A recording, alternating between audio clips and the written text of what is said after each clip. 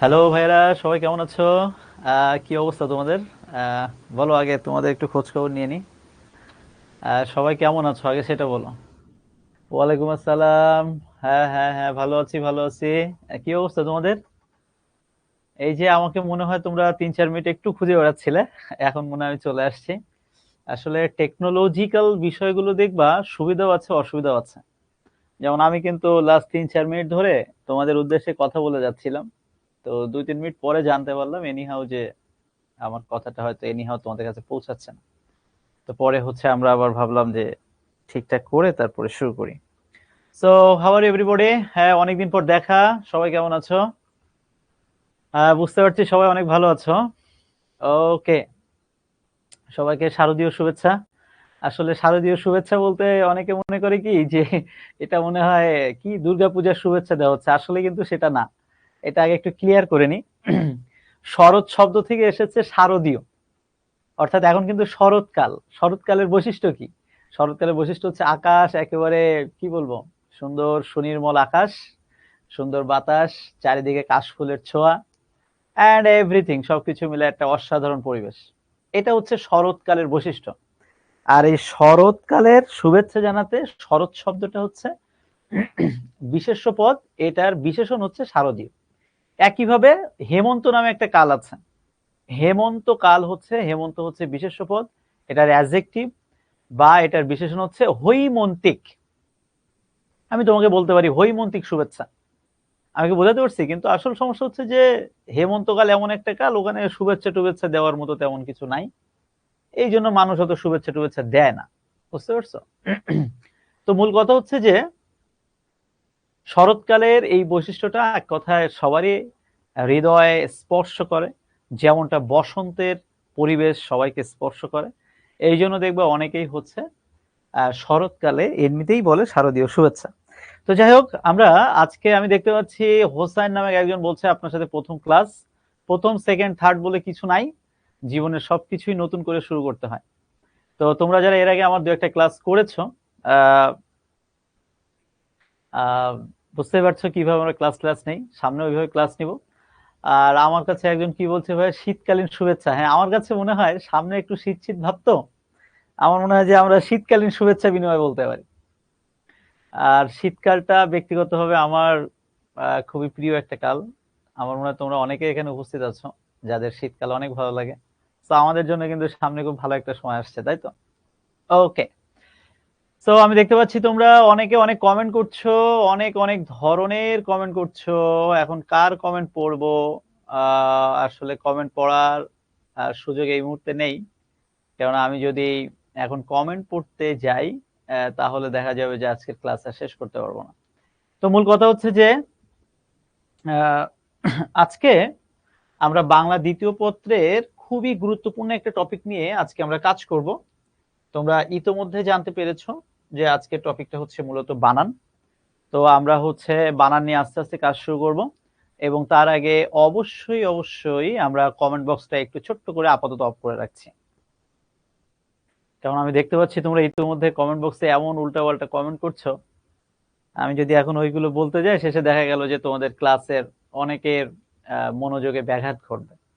তো যাই হোক, এখন মূল কথা হচ্ছে যে আমরা আজকে এমন একটা টপিক নিয়ে কাজ করব, যে টপিকটা আসলে সত্যি কথা বলতে আমি ব্যক্তিগতভাবে মনে করি যে এই টপিকটা কোনোভাবেই অন্তত সিলেবাসের অন্তর্ভুক্ত হওয়ার বিষয় ছিল না।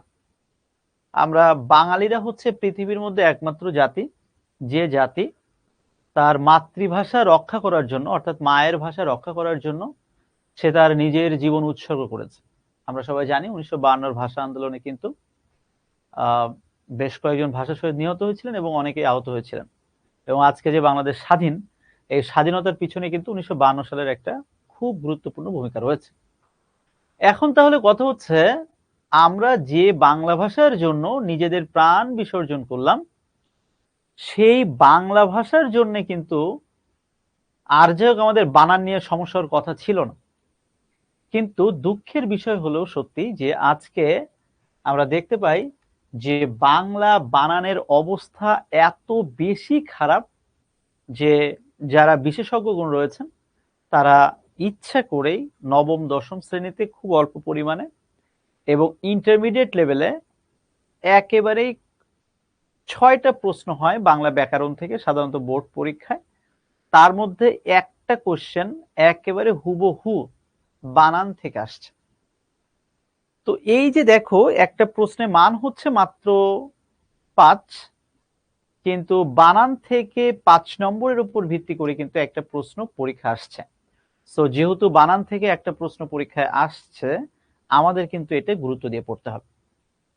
আর তার থেকেও বড় কথা হচ্ছে যেটা বলা প্রয়োজন, এটা যে শুধু এইচএসসি পরীক্ষায় কাজে লাগছে তা না। এইচএসসি পরীক্ষায় বানান থেকে প্রশ্ন আসে সাধারণত 2 নম্বর প্রশ্ন। তোমরা আমার প্রথম ক্লাসে আমি তোমাদেরকে বলেছিলাম যে একটু কোশ্চেনটা একটু অ্যানালাইসিস করতে। তো কোশ্চেন অ্যানালাইসিস করতে যারা পেরেছো খুবই ভালো, আর যারা কোশ্চেনটা অ্যানালাইসিস করোনি তোমাদের উদ্দেশ্যে আমি আরেকবার বলছি, তোমরা অবশ্যই বাংলা দ্বিতীয় পত্র নিয়ে টেনশন করার কিছু নাই। পুরো বিষয়টা আপাতত আমার উপর ছেড়ে দাও। কিন্তু ভাই আমি তোমাদেরকে একটা কথা বলবো, সেটা হচ্ছে যে তোমরা পড়াশোনা শুরু করার আগে অন্তত পক্ষে একটু কোশ্চেনসটা অ্যানালাইসিস করো। কোশ্চেনস অ্যানালাইসিস বলতে কি বোঝায়? যে এইচএসসি পরীক্ষায় আমি তো বোর্ড পরীক্ষা দিতে যাব, তো বোর্ড পরীক্ষা দিতে গেলে এই বানান থেকে কেমন ধরনের প্রশ্ন এইচএসসি পরীক্ষা আসছে, এটা ভাইয়া একটু অল্প করে জাস্ট একবার দেখলেই হবে। জাস্ট আমি ধরে নিচ্ছি বিগত বছর বা তার আগের বছর যে কোনো একটা বোর্ডের প্রশ্ন তুমি একটু ওপেন করলে, ওপেন করার পরে তুমি দেখবা যে বানান থেকে পরীক্ষায় যে প্রশ্নটা আসে সেই প্রশ্নটা সাধারণত 2 নাম্বার প্রশ্নেই পরীক্ষায় এই প্রশ্নটা দেখা যায়। এবং প্রশ্নটা মূলত 2টা ভাগে বিভক্ত থাকে, এক হচ্ছে ক আর এক হচ্ছে খ। আমি আসলে এই মুহূর্তে একটা স্যাম্পল কোশ্চেন দেখাতে পারলে ভালো হতো, বাট আনফরচুনেটলি আমি জিনিসটা রেডি করেছিলাম, বাট এনিহাও মিস হয়ে গেছে। আমি কথা দিচ্ছি নেক্সট ক্লাসে এটা আমি দেখাবো যে আসলে বানান থেকে বিগত বছরের প্রশ্ন কেমন হয়ে থাকে।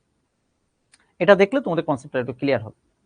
তো দেখো আমি আপাতত যেহেতু এই মুহূর্তে স্লাইডে দেখাতে পাচ্ছি না, আমি একটু ক্লিয়ার করে দিচ্ছি যে 2 নাম্বার প্রশ্নে সাধারণত বানান থেকে প্রশ্ন হয় এবং প্রশ্ন থাকে 2টা ভাগে বিভক্ত, ক এবং খ। বোঝাতে পেরেছি? ক নাম্বার প্রশ্নে যে প্রশ্নটা থাকে সাধারণত দেখা যায় নিয়ম থেকে বা নিয়মের সাথে সম্পর্কিত কোনো প্রশ্ন। যেমন মনে করো যে পরীক্ষায় একটা প্রশ্ন আসলো যে তৎসম শব্দ বলতে কি বোঝায়, তৎসম শব্দের কয়েকটা নিয়ম লেখো। পরীক্ষায় প্রশ্ন আসতে পারে যে বাংলা একাডেমি কর্তৃক প্রণীত বাংলা বানানের কয়েকটা নিয়ম লেখো, আসতেই পারে। তো আমি এটাকে একটু শর্টকাটে বললাম যে ক নাম্বার প্রশ্নে সাধারণত দেখা যায় বানানের নিয়ম থেকে পরীক্ষায় প্রশ্ন আসে। এখন এই যে নিয়মটা কেমন ধরনের নিয়ম থেকে পরীক্ষায় প্রশ্ন আসে সেটা যদি আমরা বিগত 2-1 বছরের প্রশ্ন অ্যানালাইসিস করি তাহলে একেবারে ক্রিস্টাল ক্লিয়ার হয়ে যাবে। আমি কি বোঝাতে পারছি? জাস্ট একবার চোখ বুলালেই দেখবা যে কনসেপ্ট ক্লিয়ার হয়ে গেছে যে বানান থেকে পরীক্ষায় বানানের নিয়ম থেকে কেমন ধরনের প্রশ্ন হয়েছে আমরা কিন্তু জাস্ট একবার দেখলে বুঝতে পারবো। এরপরে যেটা বিষয় সেটা হচ্ছে খ নাম্বার প্রশ্নে যে প্রশ্নটা হয়, খ নাম্বার প্রশ্নে সাধারণত দেখা যায় সাধারণত 8টা ভুল বানান থাকে। সেই 8টা বানান থেকে 5টা বানান তোমাকে শুদ্ধ বা ঠিক করে লিখতে হয়। তো আমি সেটাকে যদি একটু শর্টকাটে সুন্দর করে লিখি যে বানান শুদ্ধিকরণ। সাধারণত দেখা যায় যে 8টা থাকে, 8টার মধ্যে 5টা লিখতে হয় শুদ্ধ করে বা ঠিক করে, এবং ওই 5টা বানান তুমি যদি ঠিক করে দিয়ে আসো তাহলে একেবারেই 5-এ 5। তাহলে আমি কি বলছিলাম, এই যে দেখো আমার এই মুহূর্তে কোশ্চেনটা সবার আগে কিন্তু অ্যানালাইসিস করতে হবে। বিশেষ করে ভাই তোমরা যারা এইচএসসি 26 আছো, অর্থাৎ তোমরা হচ্ছে একেবারে এখন ফ্রেশার্স, মাত্র এসএসসি পাস করে পড়াশোনা শুরু করেছো। আমি তোমাদের সবার উদ্দেশ্যে ভাই একটা কথা বলবো, সেটা হচ্ছে যে শুধু এটা যে বাংলার ক্ষেত্রে প্রযোজ্য তা না, আমরা প্রত্যেকটা সাবজেক্টের ক্ষেত্রে এই কাজটা করব। সাপোজ আমি ধরে নিচ্ছি আমি ম্যাথ ক্লাস করছি, ম্যাথ আমার খুবই ভালো লাগে, তো ইন্টারমিডিয়েটে আসলে ম্যাথের সিলেবাসটা কি, কোন কোন বই থেকে এটা প্র্যাকটিস করলে ভালো হবে, কোনটুকু পড়তে হবে, বা ম্যাথের কোশ্চেন প্যাটার্নটা কি, এটা কিন্তু ভাই সবার আগে জানা প্রয়োজন। আমি একটা কথা সবসময় বলি যে অ্যাডমিশন বা ইন্টারমিডিয়েট লেভেলের সবচেয়ে গুরুত্বপূর্ণ কাজ হচ্ছে এই কোশ্চেন অ্যানালাইসিস করা। তুমি যত সহজে জানতে পারবা যে তোমার ইন্টারমিডিয়েট লেভেলে ওই সুনির্দিষ্ট সাবজেক্টের কোন ধরনের প্রশ্ন হয় এই টপিকে, কোথার থেকে এটা পড়লে খুব সুন্দর হবে, কতটুকু পড়লে আমি পরীক্ষার বর্ডারটা সুন্দর করে ক্রস করতে পারবো, এটা ভাই তুমি যত দ্রুত জানতে পারবা, বুঝতে পারবা, ঠিক তত দ্রুত তোমার পড়াশোনা সহজ হয়ে যাবে। এটাকে ইংরেজিতে আমরা বলি স্ট্র্যাটেজি, তাই না? খুব সহজ কথা, কৌশল। এবং ইংরেজিতেই বলা হয় 50% of your chances of success totally depends on your exam strategy rather than your exam preparation. অর্থাৎ ইংরেজিতে এটা বলে হচ্ছে এরকম যে তুমি পরীক্ষায় কতটা ভালো করবা এটা প্রায় 50% ডিপেন্ড করে তোমার এক্সাম স্ট্র্যাটেজির উপর, অর্থাৎ কৌশলের উপর। এই হচ্ছে কৌশল যে আমি বানান পড়তে যাচ্ছি, বানান থেকে আমার কোন ধরনের প্রশ্ন পরীক্ষা আসে এটা সবার আগে জানতে হবে। আমি জানলাম ক নাম্বার প্রশ্ন থাকে হচ্ছে বানানের নিয়ম, খ নাম্বার 8টা প্রশ্ন থাকবে ভুল করে দেওয়া, ওই 8টা প্রশ্ন থেকে 5টা ঠিক করে লিখতে হবে, 5-এ 5। আমি কি বোঝাতে পারছি? সো আজকের ক্লাসে আমরা একেবারে শুরুতে বানান থেকে কেমন প্রশ্ন হয় এটা দেখলাম।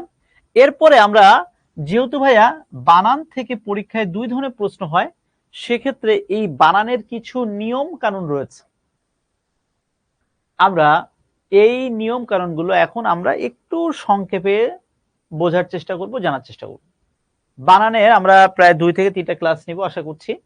এই 2-3টা ক্লাসে তোমাদের এখন পর্যন্ত যারা মনে করছো বাংলা বানানে তোমার কনফিউশন রয়েছে, 1 পেজ লিখলে মিনিমাম 5 থেকে 7টা বানান ভুল হয়, তোমাদের সকলের উচিত হবে আগামী এই বানান সম্পর্কিত 2-3টা ক্লাস খুব মনোযোগ দিয়ে করা। আমি বলছি না এই 2-3টা ক্লাস করলে তুমি মানে বানানে হাফেজ হয়ে যাবা, এটা কখনো হবে না, তবে আশা করি অনেক কনসেপ্ট ক্লিয়ার হবে। আমি কি তোমাকে বোঝাতে পেরেছি? Thank you. তো চলো তাহলে আমরা আজকের এই বানান টপিকটা নিয়ে একটু কাজ করি। তবে তার আগে একটু গুরুত্ব দিয়ে বলি, সেটা হচ্ছে এই যেটা আমি একটু আগে বলছিলাম যে বানান শুধুমাত্র যে এইচএসসি পরীক্ষায় প্রশ্ন আসবে তা কিন্তু না। অর্থাৎ তোমার এইচএসসি পরীক্ষায় বানান থেকে পরীক্ষায় প্রশ্ন আসবে এটা তো 100%, বুঝতে পারছো, 2 নাম্বার প্রশ্ন। এরপরে অ্যাডমিশন টেস্ট, আমি জানি তোমরা এখন থেকেই অনেকেই জল্পনা করছো, জল্পনা কল্পনা, আমাকে ওই ইউনিভার্সিটিতে চান্স পেতে হবে, আমাকে এখানে চান্স পেতে হবে, ওখানে চান্স পেতে হবে। তো এই জল্পনা কল্পনা আমি অবশ্যই সাধুবাদ জানাই, যারা এখন থেকে জল্পনা কল্পনা করছে তোমাদেরকে স্যালুট। কিন্তু একটা কথা বলে রাখি, একমাত্র বুয়েট এবং মেডিকেলে সাধারণত বাংলা থেকে প্রশ্ন হয় না, আর তুমি যেখানে পরীক্ষা দিতে যাবা বাংলা থেকে কিন্তু ভাই 100% কোশ্চেন থাকবে। এখন এমন 2-1টি ইউনিভার্সিটি রয়েছে, for example Dhaka university A unit, তুমি বাংলা থেকে উত্তর করতেও পারো, নাও করতে পারো। কিন্তু কথার কথা আমি ধরে নিচ্ছি তুমি গুচ্ছতে পরীক্ষা দিতে যাচ্ছ, তখন তোমাকে বাংলা থেকে কিন্তু অনেক ইউনিট রয়েছে, যেমন খ ইউনিট, তোমাকে বাংলা থেকে মাস্ট প্রশ্ন আনসার করতে হবে। সো আমি ভাই যেটা বলতে চাচ্ছি, তুমি এটা নিয়ে আমরা পরে কথা বলবো অ্যাডমিশন নিয়ে। অ্যাডমিশন টেস্টে যেখানেই পরীক্ষা দিতে যাও 1টা 2টা 3টা প্রশ্ন আসবে বানান থেকে, 100% গ্যারান্টি। তুমি হয়তো অনেকে ভাবছো যে ভাই আপনি এত নিশ্চয়তা দিয়ে কিভাবে বলছেন, আসলে মানে এটা এই জন্য বলছি, তোমাদেরকে নিয়ে নাড়াচাড়া করছি অনেকদিন ধরে, তো কোথায় কোন প্রশ্ন আসবে এটা অনেকটা আইডিয়া করেই বলা যায়। তো আপাতত কোন প্রশ্ন আসবে ওটা বলছি না, বাংলা থেকে যেখানে প্রশ্ন আসুক 1টা থেকে 3টা 4টা পর্যন্ত প্রশ্ন বানান থেকে হতে পারে। বানানের প্রশ্নগুলো কেমন হয় জানো? একটা বানান প্রশ্ন দিয়ে বললো নিচের কোন বানানটি শুদ্ধ, আবার বললো নিচের কোন বানানটি অশুদ্ধ। আমি কি বোঝাতে পারছি? সহজ কথা। তো মূল কথা হচ্ছে যে এই ধরনের প্রশ্ন একটা বাক্য দিয়ে বলবে এই বাক্যটা ঠিক না বেঠিক, তো সেক্ষেত্রে দেখা গেল ওর মধ্যে একটা বানান ভুল থাকতে পারে। তো যাই হোক, অ্যাডমিশন নিয়ে আমরা পরে কথা বলবো, যেহেতু আমরা এখন ছোট্ট ছোট্ট কি বলবো ছোট্ট ছোট্ট করে একটু ইন্টারমিডিয়েটে পড়াশোনা শুরু করছি। তো এইচএসসি পরীক্ষাটা আগে ভালোভাবে দিই, অ্যাডমিশন তারপরে দিব, এরপরে জব। বাংলাদেশের যে কোনো জব মার্কেটে যে কোনো পরীক্ষায়, এটা বিসিএস পরীক্ষা থেকে শুরু করে যে কোনো থার্ড ক্লাস ফোর্থ ক্লাস বা যে কোনো ক্লাস, একটা প্রাইমারি স্কুলে পরীক্ষা দিতে যাবো, তাও দেখবে বানান থেকে 2-3টা প্রশ্ন আসছে। So banan or spelling is very much important for you for your upcoming any types of competitive exams. Okay, so যেহেতু বানান এইগুলো প্রত্যেকটা প্রতিযোগিতামূলক পরীক্ষার জন্য অনেক গুরুত্বপূর্ণ, আমাদের বানানটা খুব সুন্দর করে শিখতে হবে। এখন কথা হচ্ছে বানান কাকে বলে, কয় প্রকার, কি কি। সত্যি কথা বলতে এ জীবনে খুব একটা কাজে লাগে না, অনেস্টলি। বানান কাকে বলে, কয় প্রকার, কি কি, এইটা পরীক্ষায় খুব একটা কাজে লাগবে না। পরীক্ষায় যেটা কাজে লাগবে আমরা আস্তে আস্তে সেখানে প্রবেশ করছি।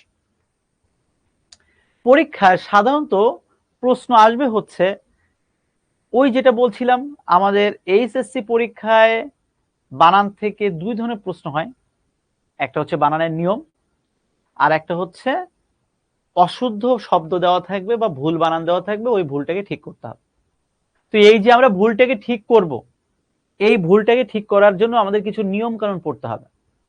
মূলত আমরা এগুলো মুখস্থ করব না, ঠোঁটস্থ করব না, জাস্ট আমরা একটু জানার চেষ্টা করব। ক্লিয়ার? ওকে। তো আমরা আজকের মূলত বাংলার এই বানান ক্লাসটাকে আমরা একটু উৎস বা উৎপত্তি অনুসারে শব্দকে যে 5টা ভাগে ভাগ করা যায়, অর্থাৎ তৎসম, অর্ধ তৎসম, তদ্ভব, দেশি এবং বিদেশি শব্দ, ওইটার কিছু নিয়ম কানুন দেখব এবং সেই নিয়ম কানুনের সাথে সম্পর্কিত বানানের কিছু নিয়ম আমরা আজকে একটু ক্লিয়ার করব। আজকের এই ক্লাসের মাধ্যমে 2টা জিনিস ক্লিয়ার হবে। এইচএসসি পরীক্ষায় ক নাম্বার প্রশ্নে যে বাংলা বানানের নিয়ম আসে, ওই নিয়মগুলো তো আমাদের এটার সাথে ক্লিয়ার হবেই। দ্বিতীয়ত, যে বানানগুলো আমরা কনফিউজড হয়ে যায়, এখানে রস্বইকার হবে না দীর্ঘইকার হবে, রস্যকার হবে না দীর্ঘ হবে, এখানে তালব্যস্য হবে না মূর্ধন্যস্য হবে, এই জিনিসগুলো আমরা একটু একটু করে আজকে ক্লিয়ার করব। ওকে, থ্যাংক ইউ। দেখো, প্রথম কথা হচ্ছে তৎসম শব্দের বানানের কিছু নিয়ম আছে। এখন তৎসম শব্দের বানানের যে কিছু নিয়ম আছে, এটা বাংলাদেশের সকল বই পুস্তকে লেখা আছে, তোমরাও জানো যে তৎসম শব্দের নিয়মগুলো কি। কিন্তু আমাকে সবার আগে জানতে হবে যে তৎসম শব্দটা কি। আমি কি বোঝাতে পারছি? আমি যদি না জানি যে বাবা তৎসম শব্দটা কি, তাহলে ওই নিয়ম আমার মাথায় থাকবে না। আর আমি একেবারে ক্লাসের প্রায় শুরুতে একটা কথা তোমাদেরকে বলি ভাই, জীবনে কখনো কোনো কিছু না বুঝে মুখস্থ করবা না। এটা যে ম্যাথের ক্ষেত্রে যেমন প্রযোজ্য, বাংলার ক্ষেত্রেও তাই, ফিজিক্সের ক্ষেত্রেও তাই, ইংলিশের ক্ষেত্রেও তাই। সহজ কথা, আমি একটা জিনিস বুঝলাম না, চোখ নাক বন্ধ করে মুখস্থ করে গেলাম, it will not be very much effective for you. কোনোভাবে এটা তোমার জন্য কার্যকরী হবে না। যেমন আমি তৎসম শব্দের বাংলা বানানের নিয়ম পড়বো, তার আগে আমাকে জানতে হবে তৎসম শব্দ বলতে কি বোঝায়। চলো তাহলে জেনে আসি তৎসম শব্দ বলতে কি বোঝায়। তৎসম শব্দ হচ্ছে এটাই, এই যে বাংলা ভাষায় ভাই আমরা প্রতিনিয়ত এত কথা বলছি না, তুমি বলতেছো আমি বলছি, অন্যান্য অনেকে হাজার হাজার মানুষ হাজার হাজার শব্দ প্রতিনিয়ত ব্যবহার করছে। তো এই যে হাজার হাজার শব্দ চারিদিকে ঘ্যান ঘ্যান ঘ্যান ঘ্যান প্যান প্যান চলছে, এই শব্দগুলো কি ভাই তোমার কি মনে হয় একদিনে বাংলা ভাষায় এসে একটা শক্তিশালী জায়গা করে নিয়েছে? কখনোই কিন্তু একদিনে এই শব্দগুলো বাংলা ভাষায় এসে শক্তিশালী জায়গা করে নেয়নি। সময়ের পরিক্রমায়, সময়ের বিবর্তনে আস্তে আস্তে কিছু শব্দ বাংলা ভাষায় ঢুকছে এবং সেটা বাংলা ভাষায় একটা শক্তিশালী জায়গা করে নিয়েছে। যেমন তুমি এখন যখন সকালে বাসা থেকে বের হও, ফ্রেন্ড সার্কেল বা আব্বু আম্মু অনেক সময় বাবা মা জিজ্ঞেস করে এই তুই কোথায় যাচ্ছিস, তুমি কি বলো? কলেজে যাচ্ছি। তাহলে এই যে কলেজ, তুমি বলো তো, একটুখানি কমেন্ট বক্সটা একটু অন করে দিচ্ছি, তুমি বলছো আমি কলেজে যাচ্ছি, ভালো কথা বাবা, তুমি কলেজে যাও, এটা কিন্তু কলেজ বানান। একটু কমেন্ট বক্সে কমেন্ট করে একটু আমাকে জানাও তো, এই যে তুমি কলেজে যাচ্ছ, খুব ভালো কথা, এই কলেজ শব্দের বাংলা অর্থ কি? কলেজ শব্দের বাংলা অর্থটা কি সবাই? আচ্ছা, অনেকে নামাজে বিরতি কথা বলছে। নামাজে বিরতি তো আমার মনে হয় না প্রয়োজন আছে। থ্যাংক ইউ, থ্যাংক ইউ, সবাই উত্তর ঠিক বলছো। ওকে, দেখো এই কথাটা বলার উদ্দেশ্য হচ্ছে এটাই যে তুমি কিন্তু ভাই বাংলায় বলে যাচ্ছ বা যেভাবে বলছো কলেজে যাচ্ছি, কিন্তু এই কলেজের ভালো সুন্দর একটা ভালো বাংলা রয়েছে, আমরা কিন্তু এটা কখনোই বলি না। আমরা কিন্তু বলি না আমি মহাবিদ্যালয়ে যাইতেছি বা মহাবিদ্যালয়ে যাচ্ছি। তাহলে এই কথাটা বলার উদ্দেশ্য কি? এই কথাটা বলার উদ্দেশ্য হচ্ছে একটাই, ওই কলেজ শব্দটা, স্কুল শব্দটা বা যাই হোক, এটা কিন্তু ইংরেজি একটা শব্দ। তো ইংরেজি ভাষা থেকে শব্দটা বাংলা ভাষায় এসেছে এবং আমরা কিন্তু প্রতিনিয়ত ব্যবহার করতে করতে করতে ওই শব্দটা আমাদের করে নিয়েছি। কনসেপ্টটা ক্লিয়ার হচ্ছে? এই তো একইভাবে বাংলা ভাষায় যতগুলো শব্দ বর্তমানে একটা শক্তিশালী জায়গা করে নিয়েছে, তার মধ্যে অন্যতম গুরুত্বপূর্ণ একটা ভাষা হচ্ছে সংস্কৃত ভাষা। অর্থাৎ সংস্কৃত ভাষা থেকে অনেক শব্দ বাংলা ভাষায় এসে একটা শক্তিশালী জায়গা করে নিয়েছে। এই যে সংস্কৃত ভাষা থেকে যে সকল শব্দ বাংলা ভাষায় একটা শক্তিশালী জায়গা করে নিয়েছে, আমরা তাদেরকে ব্যাকরণের ভাষায় বলি হচ্ছে তৎসম শব্দ। তৎসম শব্দ কাকে বলে, কয় প্রকার, কি কি আমার জানার দরকার নেই। আমি শুধু এইটুকু মনে রাখবো যে সংস্কৃত ভাষার থেকে যে সকল শব্দগুলো বাংলা ভাষায় এসেছে বা বাংলা ভাষায় একটা শক্তিশালী জায়গা করে নিয়েছে, সব হচ্ছে তৎসম শব্দ। আসলে তৎসম শব্দটাকে যদি আমরা ভাঙি, তাহলে পাওয়া যায় তৎ যুক্ত সম। এই তৎ মানে হচ্ছে তার, আর সম মানে হচ্ছে সমান। তো তার সমান মানে হচ্ছে সংস্কৃতের সমান। অর্থাৎ সংস্কৃতের সমান যেটা, অর্থাৎ সংস্কৃত ভাষা থেকে যে সকল শব্দগুলো বাংলা ভাষায় একটা শক্তিশালী জায়গা করে নিয়েছে, সেটাই হচ্ছে তৎসম শব্দ। অনেকে বলছো যে ভাই এগুলো নোট করব কিনা। এই মুহূর্তে নোট করার প্রয়োজন নেই। যে যে জায়গাগুলো নোট করা লাগবে আমি বলে দিব, সুন্দর করে নোট করে নিও, এগুলো যে কোনো বই আছে। এই যে দেখো, তোমরা তো আসলে চোখ থাকিতে অন্ধ। বিগত কয়েকদিন, এই যে এখন থেকে যদি সুযোগ থাকে, এখন একটু আকাশের দিকে তাকিয়ে থাকো, যদি আকাশ যদি পরিষ্কার থাকে, দেখো আকাশে কত সুন্দর রাতের জ্যোৎস্না শোভিত রাত, কি সুন্দর চন্দ্রটা, চাঁদটা কত বড়।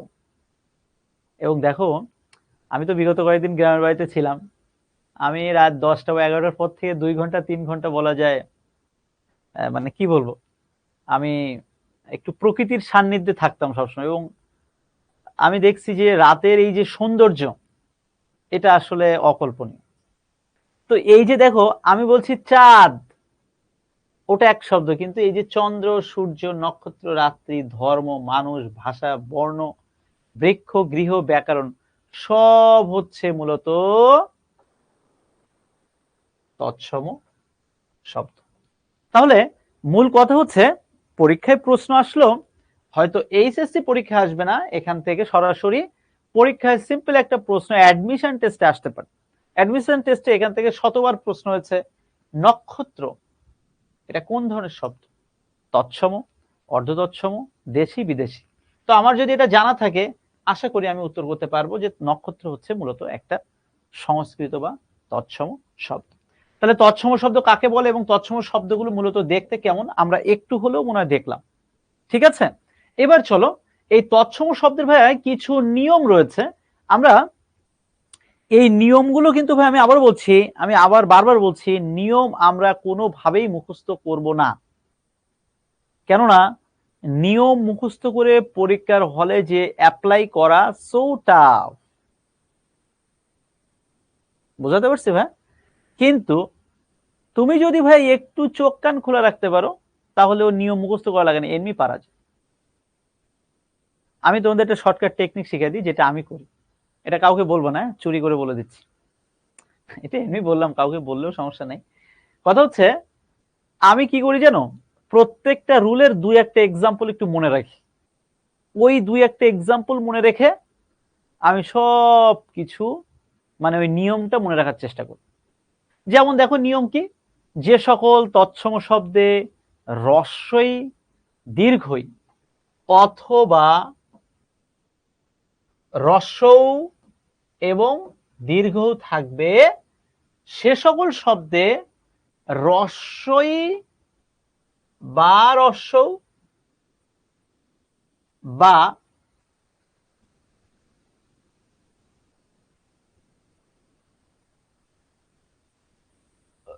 রস্যুকার আমরা গ্রহণ করব।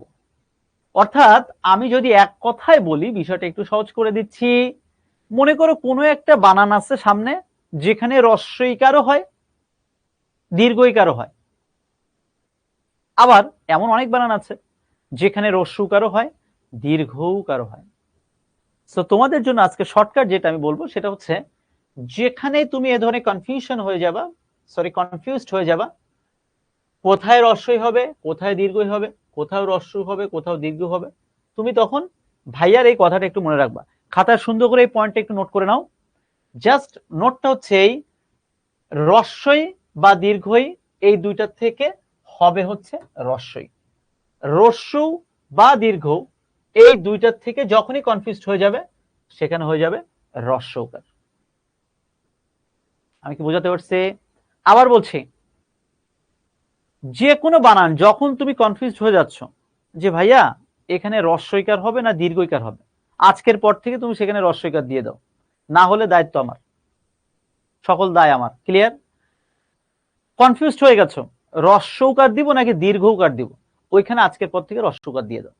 কেন তোমার জানার দরকার নেই, হবে তাই হবে। যেমন বেশি দূর যেতে হবে না, আমি যখন ভাইয়া ক্লাস 5 পর্যন্ত পড়েছি, এটা সত্যি কথা বলি, তোমরাও মনে দেখেছো যারা বিশেষ করে গ্রামের প্রাইমারি স্কুলে পড়েছো বা যে স্কুলেই পড়ো, দেখবা যে প্রাইমারি স্কুলের টিচাররা যে এরকম একটা কালো বোর্ড থাকতো, এরকম ডান পাশে লিখতো শ্রেণী তৃতীয়, উপস্থিত এতজন, অনুপস্থিত এত, মোট এত, এই কি এরকম লেখা থাকতো না? তুমি একটু খেয়াল করে দেখো তো ভাইয়া, শ্রেণী বানানটা কিন্তু আমি যতদিন ওই ছোট্ট ক্লাসে পড়েছিলাম, শ্রেণী বানানটা কিন্তু ছিল ঠিক এইরকম, অর্থাৎ মূর্ধন্য দীর্ঘিকার। তোমরা এটা তো আসলে চোখ কান খোলা রাখো না, বা দেখেও অনেক সময় দেখো না। তো এই যে মূর্ধন্য দীর্ঘিকার ছিল, আমি কিন্তু বলছি না এটা ভুল, এটা ভুল বলা যাবে না, কিন্তু আজকের পর থেকে আমরা এটা মনে রাখবো যে এখানে রস্বইকারও হয় আবার দীর্ঘইকারও হয়। তো এই ধরনের যখন আমি কনফিউশনে পড়ে যাবো, আমি খাতায় লিখতেছি, লিখতে লিখতে লিখতে একটা কনফিউজ হয়ে গেছি যেটা কি দিব, তখন আমরা মনে রাখবো যে ভাইয়া একদিন বলে দিছিল জাস্ট এখানে রস্বইকার দেওয়াটাই নিরাপদ, আমার ঝামেলা যাওয়ার দরকার। আমি কি বোঝাতে পারছি?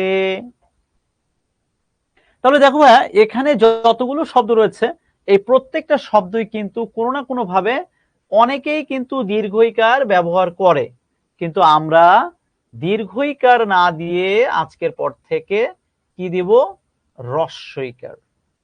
আশা করছি বিষয়টা বুঝতে পেরেছো। একইভাবে রস্বইকার দিয়ে যেমন বলা হলো, একইভাবে কিন্তু এরকম অনেক শব্দ রয়েছে যেখানে তুমি রস্বউকার হবে না দীর্ঘকার হবে এ ধরনের কনফিউজড হয়ে যাবা। তো সেক্ষেত্রে আমরা মনে রাখবো রস্বই এবং দীর্ঘও কনফিউশন হয়ে যাব, তখন যখন কনফিউজড হয়ে যাব সেক্ষেত্রে আমরা রস্বউকারটা নেওয়ার চেষ্টা করব। যদিও আমি এই মুহূর্তে এখানে বেশ কিছু এক্সাম্পল দিতে পারছি না মানে তোমাদেরকে দেখাতে পারছি না, স্লাইডে নেই, কিন্তু তুমি যখন এই ধরনের কনফিউশনে পড়ে যাবা তুমি কনফার্ম থাকো দুটোই কারেক্ট।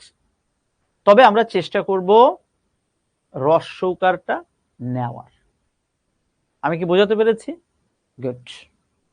এরপরে যে নিয়মটা নিয়ে আমরা একটু কাজ করব সেটা হচ্ছে, রেপ এর পরে ব্যঞ্জন বর্ণের দ্বিত্ব হবে না, খুবই ইম্পর্টেন্ট রুল। তাহলে ব্যঞ্জন বর্ণের দ্বিত্ব হবে না, ওটাই আমরা পরে যাই। আগে তো আমাকে বুঝতে হবে এই যে রেফ, এই রেফটা এসেছে কোথা থেকে। আমরা মনে রাখবো এই স্লাইডটা একটু ফাঁকা আছে, একটু ফাঁকা স্লাইড একটু দরকার ছিল। এখান থেকে নিলাম, এটা নিলাম। হ্যাঁ, ওকে, ইনসার্ট। এই যে জিনিসটা হচ্ছে, আগে আমাকে জানতে হবে যে রেফের পর যেহেতু ব্যঞ্জন বর্ণের দ্বিত্ব হবে না, আমাকে সবার আগে জানতে হবে রেফটা এসেছে কোথা থেকে। আমরা মনে রাখবো এই রেফ হচ্ছে এসেছে বা রেফের জন্ম হয়েছে র থেকে। তোমরা কিছুদিন আগে নবম দশম শ্রেণীর ভাই একটা ব্যাকরণ বই পড়ে এসেছো এবং পরীক্ষায় সুন্দর করে পরীক্ষাও দিয়ে এসেছো। ওখানে এরকম ছোট্ট একটা কথা লেখা ছিল না, র এর একটি অনুবর্ণ হলো রেফ, কি ঠিক না? অর্থাৎ এই র থেকেই কিন্তু জন্ম হয়েছে এই রেফের। রেফটা সাধারণত কেমন হয়, যে কোনো একটা বর্ণের উপরে ঠিক এরকম একটা খোঁচা, কি ঠিক কিনা? যেমন আমি বললাম ক, অর্ক বানান, অ কয় রেফ, তাহলে এই কয়ের উপরে এই যে খোঁচা, এটা হচ্ছে রেফ। তাহলে এই যে রেফ, আমরা বলতে যাচ্ছি যে এই রেফ হচ্ছে র এর একটি অনুবর্ণ, এবং মূল কথাটা হচ্ছে এই রেফের পরে ব্যঞ্জন বর্ণের দ্বিত্ব হবে না। রেফের পরে ব্যঞ্জন বর্ণের দ্বিত্ব হবে না, সেটা কেমন চলো আমরা একটু দেখে আসি। অনেকে কি করে লেখে অর্জন, অ বর্গীয় জ দুইটা, অর্থাৎ বর্গীয় জ রেফ, তারপরে দন্ত অর্জন। অনেকে কি করে কার্তিক, অনেক মানুষের নাম আমি দেখেছি কার্তিক, কার্তিক বানান সে যে ভুল করে সে নিজেই জানেন। আমার এক রুমমেট ছিল কার্তিক দাদা, আমি যখন ঢাকা ইউনিভার্সিটিতে পড়াশোনা করি, তো আমার খুব খারাপ লাগছিল যে দাদার বানানটা আমার ঠিক করে দেওয়া লাগছিল, এবং আজীবন সে ভুল করে লিখে আসছে। এখন বোঝো তো আসলে সেই 19 থেকে বানান ভুল লেখায় তো আর আসলে ঠিক করা তো সহজ না। পরে তাকে আমার ঠিক করে দেওয়া লাগছিল যে দাদা এই বানানটা ভুল। এবং সবচেয়ে মজার বিষয় কি জানো, উনি কিন্তু ঢাকা ইউনিভার্সিটিতে বাংলার স্টুডেন্ট ছিলেন, তো উনি জানতেন হয়তোবা, কিন্তু যে করে হোক তিনি অ্যাক্টিভ ছিলেন না যে তার বানানটা আসলে ঠিক করা যায় কিনা। এবং আমি একদিন তার চোখে আঙুল দিয়ে দেখিয়ে দিয়েছিলাম যে আপনার বানানটা ভুল। কেন ভুল? ভুলটা কেন? এই জন্য রেফের পরে ব্যঞ্জন বর্ণের দুইটা হবে না। যেমন দেখো এখানে আছে দুইটা বর্গীয় জ, এই একটা বর্গীয় জ, এই আর একটা বর্গীয় জ, কিন্তু দুইটা হবে না, হবে হচ্ছে একটা। তাহলে অর্জন বানানটা যদি একটা বর্গীয় জ দিয়ে হয় তাহলে কেমন হয়, জাস্ট এরকম, অ বর্গীয় জ রেফ দন্ত অর্জন। একই হবে কার্তিক, এইটার মধ্যে রয়েছে তয় তয়, কয়াকারে কা, তয় তয় রেফ রস্বীকার ক, এই যে এখানে রয়েছে দুইটা ত। তোমরা বলো তো এখানে কি দুইটা ত হবে? এখানে কিন্তু হবে একটা ত, এবং তাই যদি হয় তাহলে কার্তিক বানানে কি হবে, তয় রেফ রস্বীকার ক, কার্তিক। তাহলে ভাই কনসেপ্টে ক্লিয়ার হয়েছে? সহজ কথা হচ্ছে আমরা যেখানে ছিলাম সেখানে চলে যাচ্ছি। রেফের পর ব্যঞ্জন বর্ণের দ্বিত্ব হবে না। এখানে প্রত্যেকটা বানানের দিকে একটু তাকিয়ে দেখো ভাইয়া, অনেকে কিন্তু এই বানানগুলো ভুল করে, আমরা কিন্তু এই ভুল করব না। আমি কি ভাই তোমাদেরকে বোঝাতে পেরেছি? অর্থাৎ রেফের পর ব্যঞ্জন বর্ণের কোনোভাবেই দ্বিত্ব হবে না। Concept clear? দেখি তো ভাই আমি কমেন্ট বক্সটা একটু ছোট্ট করে একটু অন করে দিই। এই যে দুইটা রুল পড়ালাম, মাত্র দুইটা নিয়ম নিয়ে কথা হলো, এই দুইটা নিয়ম ভাইয়া তোমরা বুঝতে পেরেছো কিনা একটু কমেন্ট বক্সে কমেন্ট করে জানাও তো ভাইয়া, বুঝতে পারছি, বুঝতে পারি নাই। কি একেবারে সহজ না?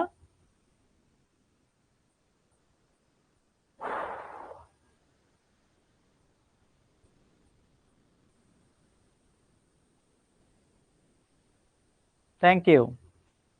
আরে বাংলা আসলে কি জানো ভাইয়া, সত্যি কথা বলতে পড়া লাগে না, একটু মনোযোগ দিয়ে কোনো একটা বই তুমি থ্রুলি পড়ে যাও, দেখবা তুমি নিজেই পারতেছো। এর জন্য আসলে এমন না যে কোনো টিচারের কাছে যে পড়া লাগে, অন্তত আমার কিন্তু সেটাই মনে হয়।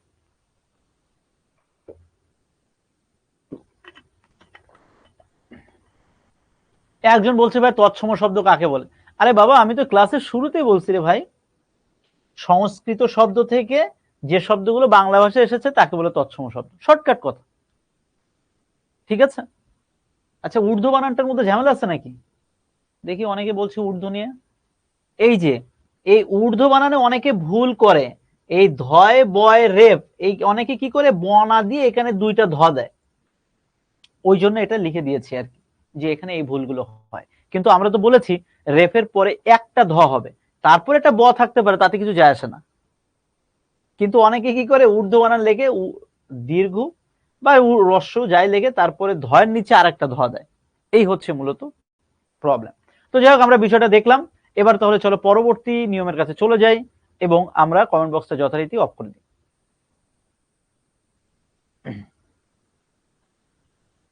ওকে, এরপরে যেটা সেটা হচ্ছে একেবারেই যেমন সন্ধির ক্ষেত্রে ক খ গ এর পরে থাকলে পূর্বপদের অন্তঃস্থিত ম স্থানে অনুস্বার হবে, এত কিছু জানার দরকার নাই।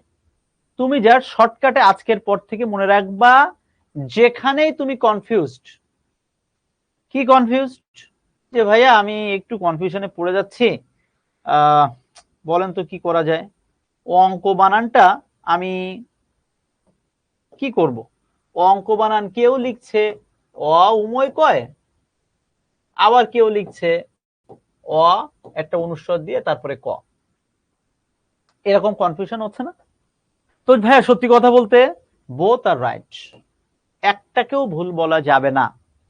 কিন্তু আজকের ক্লাসের পর আমরা এটাকে শর্টকাট মনে রাখবো, যেখানেই এ ধরনের কনফিউশন হবে ঠিক সেখানেই আমরা চেষ্টা করব এইটাকে অ্যাকসেপ্ট করার। আমি আবারও বলছি, এইটা কিন্তু ভুল না, ছোট্টবেলা থেকে আমরা সবাই এটা ব্যবহার করেছি। তবে এখন তুমি যেমন স্মার্ট হচ্ছ, তোমার আশেপাশে সবকিছু স্মার্ট হচ্ছে, একইভাবে বাংলা বানানো তো স্মার্ট হওয়া লাগবে। আর এই হচ্ছে সেই স্মার্টনেস। ওই এখন যত প্যাচ গোজ কম দিয়ে শর্টকাটে লেখা যায়, তাই লিখতে যে ছেলে মেয়ে ভুল করে। আমি কি বোঝাতে পারছি? এই নিয়ম আমার মনে রাখার দরকার নেই, জাস্ট এই কথাটা মনে রেখো। ক্লিয়ার? Thank you. এরপরে যেটা সন্ধিবদ্ধ না হলে উভয়স্থানে অনুস্বার হবে না, এই জায়গাটা আমি একটু ক্লিয়ার করে দিচ্ছি। বাংলা ভাষায় যে শব্দগুলো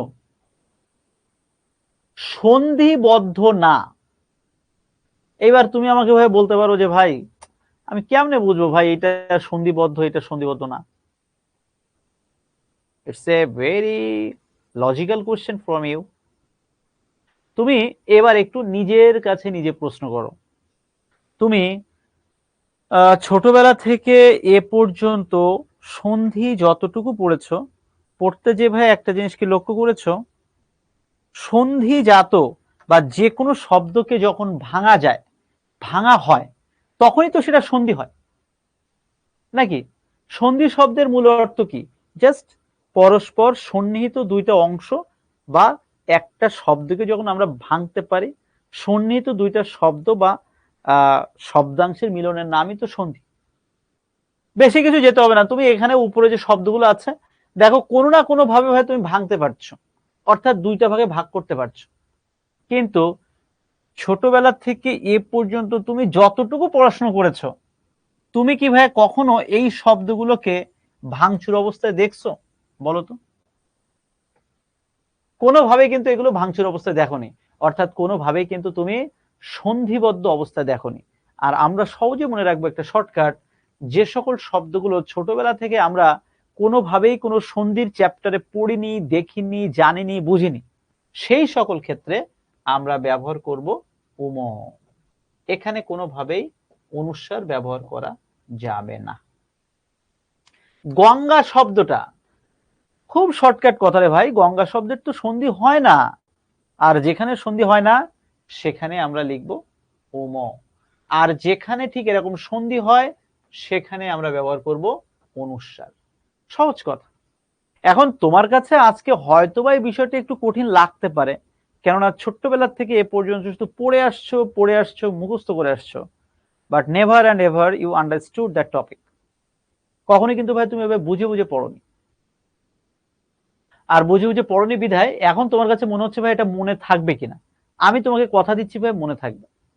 জাস্ট আমি ক্লাসে যেভাবে পড়িয়ে দিচ্ছি একটু হলেও তো তুমি বুঝতে পারছো। তোমার এখন উচিত হবে কি জানো, ক্লাস শেষে সুন্দর করে এই চ্যাপ্টারের যার কাছে যে বইটা আছে জাস্ট সেই বইটা একটু খুলে রুলগুলো একটু দেখা। এখানে যেহেতু সময় স্বল্পতা থাকে, অনেক কিছু শর্টেজ থাকে, আমরা অনেক সময় অনেক রুল পড়াতে পারি না, বা রুল থাকলেও 2-4টা এক্সাম্পল দিয়ে বুঝাই। বই খুলে দেখবা অনেক অনেক এক্সাম্পল রয়েছে, তখন ভাইয়া 2-1টা রুল পড়ে এক্সাম্পল যখন দেখবা তোমার কনসেপ্ট ক্লিয়ার হয়ে যাবে। আমি কি বোঝাতে পেরেছি?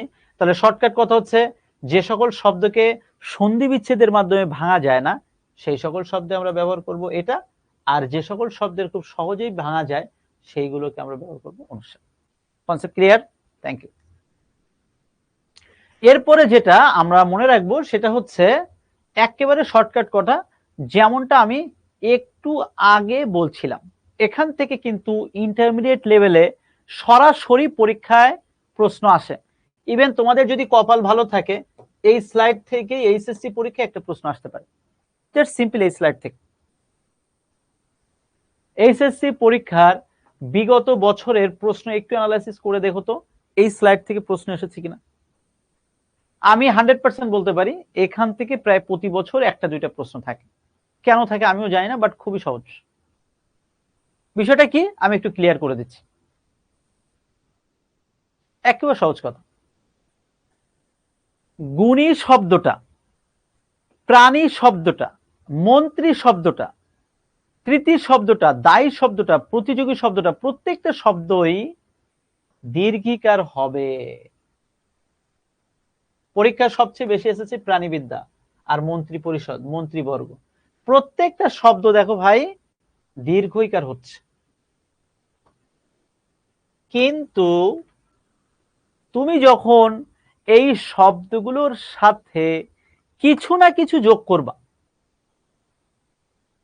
এখন সেটা তুমি যে কোনো একটা প্রত্যয় যোগ করতে পারো, যে কোনো একটা শব্দ যোগ করতে পারো, বা যে কোনো কিছু তোমার মন যা চায় তাই যোগ করো ভাই, কোনো সমস্যা নেই। প্রত্যয়, সন্ধি এসব কিছু মনে রাখার দরকার নাই ভাই, শর্টকাট কথা। যখন একটা শব্দ সিম্পলি গুণী হচ্ছে, প্রাণী হচ্ছে, মন্ত্রী হচ্ছে, প্রতিযোগী হচ্ছে, কৃতি হচ্ছে, সবগুলো হয়ে যাচ্ছে দীর্ঘইকার। কিন্তু ওইটার সাথে যখন তুমি কিছু না কিছু যোগ করতেছো তখন সেটা হয়ে যাচ্ছে হ্রস্বইকার। অর্থাৎ দীর্ঘইকার থেকে হ্রস্বইকার কখন হচ্ছে? যখন ওই শব্দগুলোর সাথে তুমি কিছু না কিছু যোগ করছো। যেমন গুণী একটা শব্দ, তুমি তার সাথে যখন যোগ করছো জন, তখন ওই দীর্ঘইকার হয়ে যাচ্ছে হ্রস্বইকার। প্রাণী থেকে প্রাণীবিদ্যা, প্রাণী বানানে কিন্তু দীর্ঘইকার, কিন্তু প্রাণীবিদ্যা বানানে কিন্তু হ্রস্বইকার। মন্ত্রী পরিষদ, মন্ত্রীবর্গ, মন্ত্রী বানান দীর্ঘইকার, কিন্তু মন্ত্রী পরিষদ এটা হয়ে যাচ্ছে হ্রস্বইকার। কেন হচ্ছে, কিসের জন্য হচ্ছে জানার দরকার নেই, জাস্ট একটা কথা মনে রাখবা, দীর্ঘইকার দিয়ে যে শব্দ থাকবে তারপরে যদি কোনো না কোনো ভাবে কোনো প্রত্যয় যুক্ত হয় তখন সেই দীর্ঘইকার পরবর্তীতে রূপান্তরিত হয়ে হ্রস্বইকার হয়ে যায়। আমি কি বোঝাতে পেরেছি? কমেন্ট বক্সটা একটু অন করে দেই তো, ছোট্ট ছোট ভাইয়েরা একটু বলো তো বুঝতে পেরেছো কিনা, এটা কি খুব কঠিন কিছু?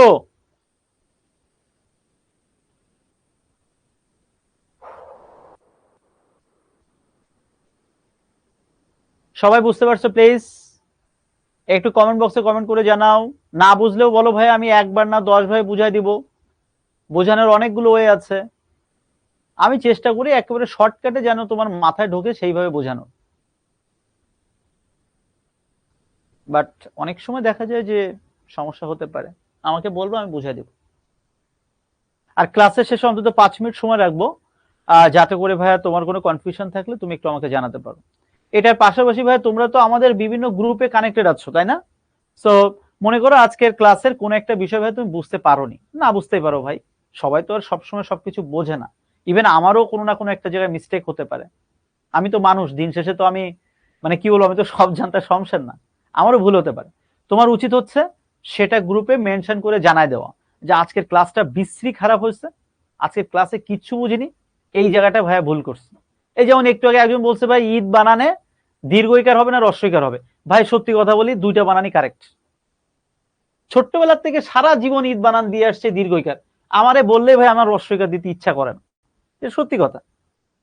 প্রতি বছর ঈদে বাড়ি যায়, এই প্রশ্নটা অন্তত 10 জন আমাকে জিজ্ঞেস করে, এই বলতো ঈদ বানান দীর্ঘই হবে না হ্রস্বই হবে, কি করি, এক ঝামেলায় পড়ছি। আমি বলি ভাই আপনি যা আজীবন যেটা দিয়ে আসছেন ওটা দিয়ে আসেন, সমস্যা নেই।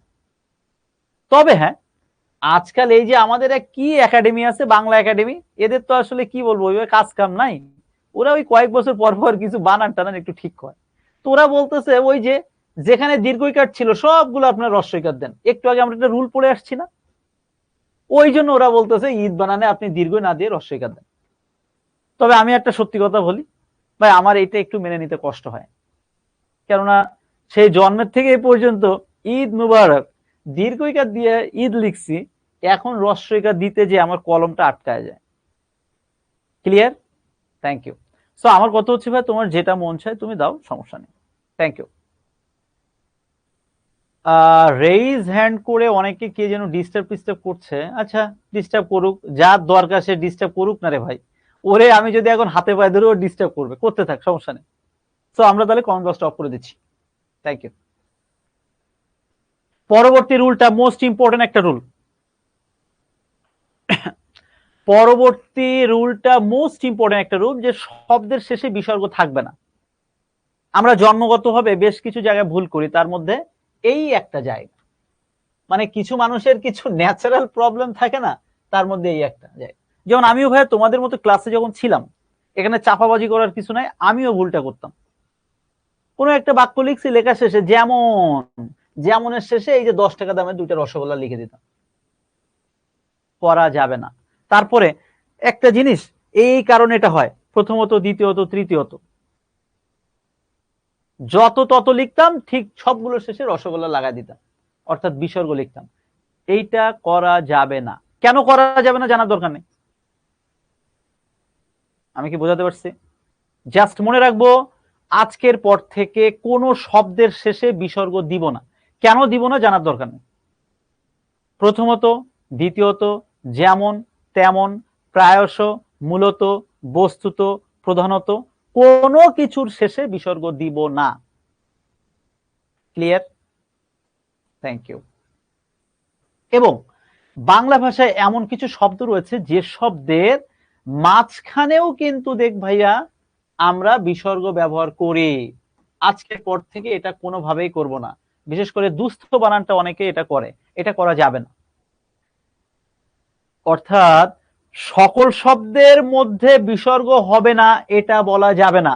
যেমন আমি বললাম আমার জীবনে দুঃখের শেষ নেই, বাঙালিরা সবাই মনে করে যে পৃথিবীতে মনে আমি একমাত্র দুঃখী বা দুঃখ, আমার মতো দুঃখ কারো নেই।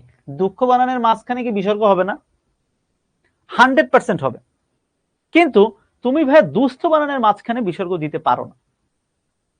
নিঃশ্বাস বানান, এই জায়গাটা ছেলেমেয়ে আজকাল খুব ভুল করে, ভুল করা যাবে না। এই জন্য বলছি যে আমরা কিছু শব্দ আছে যেখানে আমরা বিসর্গ দিব মাস্ট, কিন্তু এই সকল শব্দে আমরা কোনোভাবে এগুলোর মাঝখানে বিসর্গ ব্যবহার করব না। কেন করব না জানার দরকার নেই, ভাই বলছে তাই করব না, শেষ। আমি কি বোঝাতে পারছি? থ্যাংক ইউ, সহজ করে বুঝাই দিলাম। এরপরে আমরা যেটা মনে রাখবো, এই সকল নিয়ম টিয়ম নাটক সব বাদ, আমরা শর্টকাটে যেটা মনে রাখবো, ট বর্গীয় বর্ণ। ট বর্গীয় বর্ণ বলতে কি বুঝায়? ট বর্গীয় বর্ণ বলতে বুঝায় ট এর পরবর্তী বাকি 3টা 4টা, ট, ঠ, ড, ঢ। আমরা আজকের পর থেকে মনে রাখবো ট, ঠ, ড, ঢ। যখনই এই ট, ঠ, ড, ঢ এইটা নিয়ে কনফিউজড হয়ে যাব, আমরা মনে রাখবো ট, ঠ, ড, ঢ। এর আগে আমি কনফিউজড হয়ে গেছি। খুবই ইম্পর্টেন্ট রুল ভাই, খুব মনোযোগ দিয়ে শোনো। তোমার কাছে মনে হচ্ছে ভাই এত পানির লাহান, সিবাই সিমাই খামু, এত সহজ না বাবা। পরীক্ষা এখান থেকে প্রশ্ন আসবে, 100% ভুল করে আসবা। 9-10 ব্যাকরণ বই পড়ে আসছো, নত্যবিধান সত্যবিধান, এখান থেকে কিন্তু এই প্রশ্নটা আসছে। মানে ভাই বুঝলে খুবই সহজ, আবার না বুঝলে একেবারে ভুল হয়ে যায়। কেন ভুলে আমিও জানি না, বাট হয়ে যায়। আজকের পরে মনে রাখবা ট ঠ ড ঢ এর ঠিক আগে যখনই তুমি কনফিউজড হয়ে যাবা এখানে মূর্ধন্য হবে নাকি দন্তন্য হবে। একইভাবে ট ঠ ড ঢ এর ঠিক আগে যুক্ত বর্ণ হিসেবে দন্তস্ব হবে নাকি মূর্ধন্য স হবে নাকি তালব্য স হবে। কনফিউজ তুমি হয়ে যেতেই পারো। আজকের পর থেকে মনে রাখবা ট ঠ ড ঢ এর আগে যখনই তুমি কনফিউজড হয়ে যাবা মূর্ধন্য নাকি দন্তন্য মনে রাখবা 100% সেটা হবে মূর্ধন্য। একইভাবে এর আগে কোন স হবে, তালব্য স, মূর্ধন্য স নাকি দন্তস্ব, আমরা মনে রাখবো হবে মূর্ধন্য স। আজকাল আমার একটা জিনিস খুবই খারাপ লাগে, এটা কি বলবো, মানে এত মানে বিরক্তি লাগে মাঝে মাঝে ছেলেমেয়েরা বলে ওই এক স ব্যবহার করলেই হয়। আমি এই কথাটা যখন শুনি বিশেষ করে আমার খুব খারাপ লাগে। আরে বাবা একটা স যদি ব্যবহার করলেই হয়তো তাহলে এই বেটারা 3টা স কেন তৈরি করছে রে ভাই। আমি কি বুঝাতে পারছি? কোনোভাবে এই কথা বলবা না ভাইয়া, জাস্ট মনে রাখবা ওই 3টা স এর অবশ্যই আলাদা আলাদা আলাদা প্রয়োগ রয়েছে, তা নাহলে কিন্তু এটা হতো না। সো আমি ভাই শর্টকাটে বুঝাই দিলাম ট ঠ ড ঢ অর্থাৎ ট বর্গীয় বর্ণের আগে মূর্ধন্য অথবা মূর্ধন্য স হবে। ক্লিয়ার? যেমন দেখো এখানে এখানে বানানটা ভুল, এই যে ঘন্টা বানান এটা কিন্তু ভুল লেখা। ঘন্টা বানানে ঠিক কি হবে, এই যে ঘ মূর্ধন্য টয় আকার। কাণ্ড বানান সবগুলো ভুল করে লেখা হয়েছে, আমি ইচ্ছা করে লিখে দিয়েছি যাতে তোমার চোখে একটু আঙুল দিয়ে দেখানো যায়। কাণ্ড বানান এটা। খণ্ড বানান, কণ্ঠ বানান, যা বলবা ট ঠ ড এর আগে মূর্ধন্য অথবা মূর্ধন্য স। Concept clear? Thank you. আশা করছি বিষয়টা বুঝতে পেরেছো। এবং দেখো ভাইয়া তৎসম শব্দের একেবারে শর্টকাটে কিছু রুল এটাই। এই যে একটু আগে আমি যেটা দেখালাম ঠিক সেটাই। রি র এরপরে সব সময় মূর্ধন্য হয়, মনে রাখবা রি র এরপরে সব সময় কি হবে, এরপরে মূর্ধন্য হবে। কেন হবে জানার দরকার নেই। ঋণ। কৃপণ, এই যে রিকার এসেছে কোথা থেকে, রিকারের জন্ম হয়েছে র থেকে, তাহলে ভাইয়া কি বলছে র এর পরে হবে মূর্ধন্য, এই যে মূর্ধন্য। কষ্ট, একটু আগে বলে আসছি যখন ট বর্গীয় বর্ণ হবে অবশ্যই মূর্ধন্য স হবে, মূর্ধন্য স। ঘন্টা বানান, এই যে মূর্ধন্য। হর্ষ বানান, এই যে রেফের পরে বা র এর পরে মূর্ধন্য স। তুমি বলো এ কি একবার যদি বোঝা যায় এটা আহামরি কঠিন কিছু? একেবারে সহজ। আমি দেখো ভাই স্লাইডে অল্প কয়েকটা শব্দ দেখিয়েছি, তুমি একটু নিজে চিন্তা করো। তুমি আজকে বাসায় বইটা একটু খোলো, তোমার কাছে যে বই আছে ভাই ওই বইটাই খোলো, খুলে জাস্ট আরো কয়েকটা এক্সাম্পল দেখ। তুমি বুঝতে পারছো আসলে আমাদের তো লিমিটেশনস থাকে। এরপরে তোমাদের অন্য ক্লাস থাকতে পারে, এরপরে আমার অন্য কোনো ক্লাসের সাথে ক্লাস থাকতে পারে। তো আমি চাইলেই কিন্তু ভাই একটা ক্লাসে দেশের সব এক্সাম্পল দেখাতে পারি না, বাট তোমরা কিন্তু চাইলে এটা দেখতে পারো if you have enough interest on the topic, and I think you should have it. Okay, thank you. আচ্ছা, এরপরে আমরা এখন তৎসম শব্দ নিয়ে মোটামুটি কথাবার্তা বললাম। এখন তৎসম বা সংস্কৃত শব্দের বেশ কয়েকটা নিয়ম আমরা একটু দেখলাম এবং আমরা মনে মনে একটু রিভাইজ করি এতক্ষণ ভাইয়া কি বললো। আমি যদি ঘুরে ফিরে মনে একটু রিভাইজ করি, আমি বলতে পারি রস্বই দীর্ঘ যেখানে রস্বইকার সেখানে, রস্বৌ দীর্ঘ যেখানে রস্বৌকার সেখানে। কিছু শব্দে যেগুলো সন্ধিবদ্ধ সেখানে অনুস্বার হবে, আর যেখানে সন্ধিবদ্ধ না সেখানে উম হবে। একটু আগে আমরা দেখে আসলাম রেফের পরে ব্যঞ্জন বর্ণের দ্বিত্ব হয় না। একইভাবে একটু আগে আমরা দেখলাম ট ঠ ড ঢ এর আগে মূর্ধন্য অথবা মূর্ধন্য স হবে। কমেন্ট বক্সটা একটু অন করে দিচ্ছি, তৎসম সম্পর্কিত যা যা বললাম সবাই বুঝতে পেরেছো কিনা, এবং এটা most important for your HSC as well as admission test. তৎসম শব্দ নিয়ে যে কথাগুলো বলছি সবাইকে বুঝতে পারছো?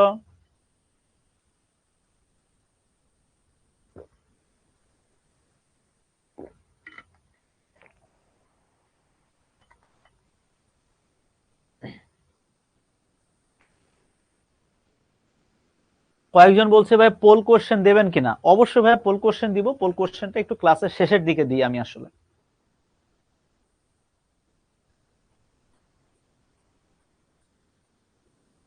কি একজন বলতেছে ভাই আপনি খুব সুন্দর করে ইংরেজিতে কথা বলেন। আরে বেটা, তোমরা আমার থেকে ইংরেজিতে ভালো, আমি ওই বাংলা পড়াই, মাঝে মাঝে একটু বলার চেষ্টা করি, হ্যাঁ, এই ছাড়া কিছু না।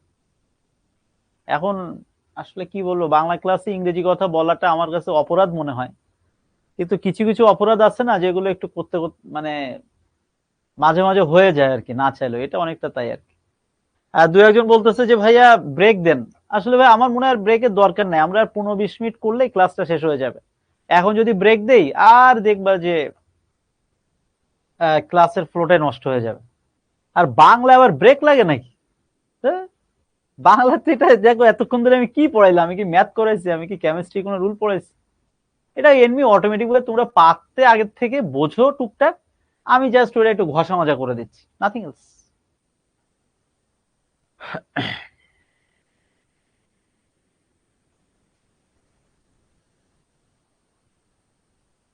Thank you. সো আমরা কমেন্ট বক্সটা একটু অফ করে দিচ্ছি, বাকি যেটুকু আছে আমরা খুব শর্টকাটে এগুলো বুঝে ফেলবো।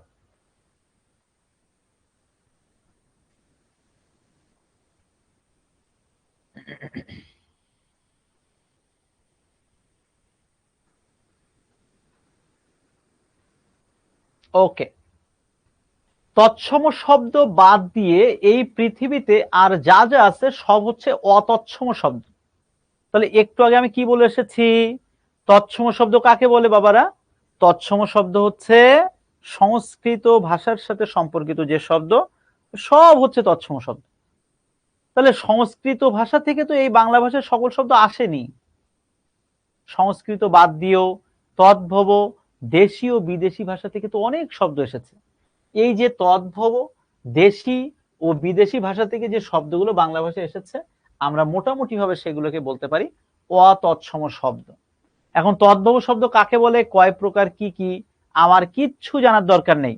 দেশি শব্দ এইগুলো মূলত আমরা দৈনন্দিন জীবনে অনেক দেশি শব্দ প্রয়োগ করি। কুড়ি, চুলা, পেট, কুলা, ঝোল, টোপর, ডাব, ঢেকি। সাধারণত সত্যি কথা বলতে এগুলো অ্যাডমিশন টেস্টের জন্য এই প্রশ্নগুলো বেশি গুরুত্বপূর্ণ। অ্যাডমিশন টেস্টে প্রায় প্রতি বছর প্রত্যেকটা ভার্সিটিতে শব্দের শ্রেণীবিভাগ থেকে পরীক্ষায় প্রশ্ন আসে।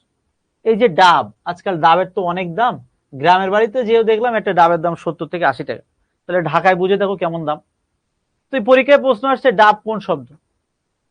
ঢেকি আজকাল দেখা যায় না, দাদা দাদির কাছে গল্প শোনো, ঢেকি কি, কয় প্রকার, কি কি জেনে যাবা। এই ঢেকি দেশি শব্দ। তাহলে আমি ভাইয়া অ্যাডমিশন টেস্টে যখন যাব পরীক্ষায় মনে রাখবো, পরীক্ষায় খুব শর্টকাটে প্রশ্ন আসতে পারে নিচের কোনটা দেশি শব্দ, সেক্ষেত্রে এই শব্দগুলো মনে রাখলেই হবে, এর বাইরে কিচ্ছু বলার দরকার নেই। বিদেশি শব্দ কোনগুলো? বাংলা ভাষায় এরকম অনেক অনেক শব্দ এসেছে যে শব্দগুলো বিদেশি বিভিন্ন ভাষা থেকে আগত। বিদেশি বিভিন্ন ভাষা কোনগুলো? আরবি ভাষা থেকে এসেছে, ফার্সি ভাষা থেকে এসেছে, ফরাসি ভাষা থেকে এসেছে, পর্তুগিজ, চীনা থেকে শুরু করে হিন্দি, উর্দু সকল ভাষা থেকে এসেছে। তবে আমি তোমাদের একটা শর্টকাট বলে দিই, তোমরা সবচেয়ে বেশি গুরুত্ব দিয়ে পড়বা অ্যাডমিশন টেস্টের সময়, খাতার এক কোণায় একটু লিখে রাখো, এখান থেকে 2 বছর পরে কাজে লাগতে পারে। সকল বিদেশি শব্দগুলো পড়বা, তুমি তোমার মতো করে পড়ে নিও। তবে আমার ব্যক্তিগত পরামর্শ, সবচেয়ে বেশি গুরুত্বপূর্ণ হচ্ছে আরবি এবং ফার্সি। বুঝাতে পারছি? আরবি ভাষা থেকে যে শব্দগুলো বাংলা ভাষায় এসেছে ঠোঁটস্থ করে রাখবে, একইভাবে ফার্সিগুলো ঠোঁটস্থ হবে না, বারবার পড়তে থাকবা, দেখবা অটোমেটিক ভাবে পরীক্ষার ফলে যে তুমি পারবা। আমি কি বোঝাতে পারছি ভাই? তো চলো আমরা এটা নিয়ে বেশি কথাবার্তা না বলি, আমরা যেটা মনে রাখবো সেটা হচ্ছে এই যে দেখো, একটু আগে কিন্তু এই কথাটা আমি যখন বলছিলাম তৎসম শব্দের ক্ষেত্রে, যে ভাইয়ারা যেখানে রস্বইকার দীর্ঘইকার সেখানে তুমি ভাই রস্বইকার দিয়ে দাও, যেখানে রস্বকার দীর্ঘকার সেখানে তুমি রস্বকার দিয়ে দাও। দেখো তো ওই কথাটা এখানে সরাসরি দেওয়া হয়েছে কিনা, জাস্ট সেন্টেন্সটা চেঞ্জ করা হয়েছে। বাট ঘুরে ফিরে কিন্তু একই। তাহলে আমার কথা হচ্ছে সকল নাটক বাদ, আজকের পর থেকে আমি সব জায়গায় রস্বইকার দিব আর সব জায়গায় রস্যকার দিব, যা আছে কপালে। হোক না দুই একটা ভুল, সমস্যা নাই, but in maximum cases it will be happened. Clear? Thank you. এরপরে যেটা বিষয় সেটা হচ্ছে পদাশ্রিত নির্দেশক টিতে রস্বইকার হবে। ওরে বাবা, পদাশ্রিত নির্দেশক সে আবার কি? সেটা কি একটু বুঝবা নাকি? চলো দেখে একটু বুঝে আসি। বাংলা ক্লাসে একটু ইংরেজি নিয়ে আলোচনা হয়ে যায়। চলো দেখি পদাশ্রিত নির্দেশকটা একটু সুন্দর করে বুঝি, কেননা এখান থেকে অ্যাডমিশন টেস্টে প্রায় প্রতি বছরই প্রশ্ন দেখা যায়। তো অ্যাডমিশন টেস্টে তো আসবে, বানান থেকে যদি প্রশ্ন আসে সেটাও আমাদের জেনে রাখতে হবে। কি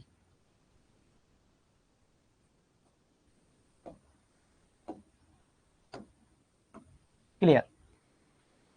ইংরেজিতে যেটাকে আমরা বলি আর্টিকেল,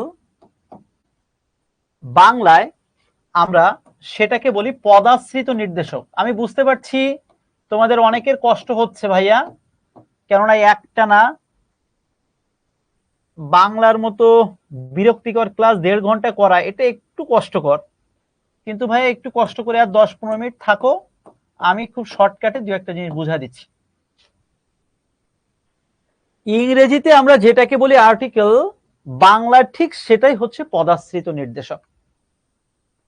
কিন্তু আজকের পরে আমরা একটা জিনিস মনে রাখবো, ইংরেজিতে আর্টিকেল বসে সব সময় যে কোনো শব্দের পূর্বে।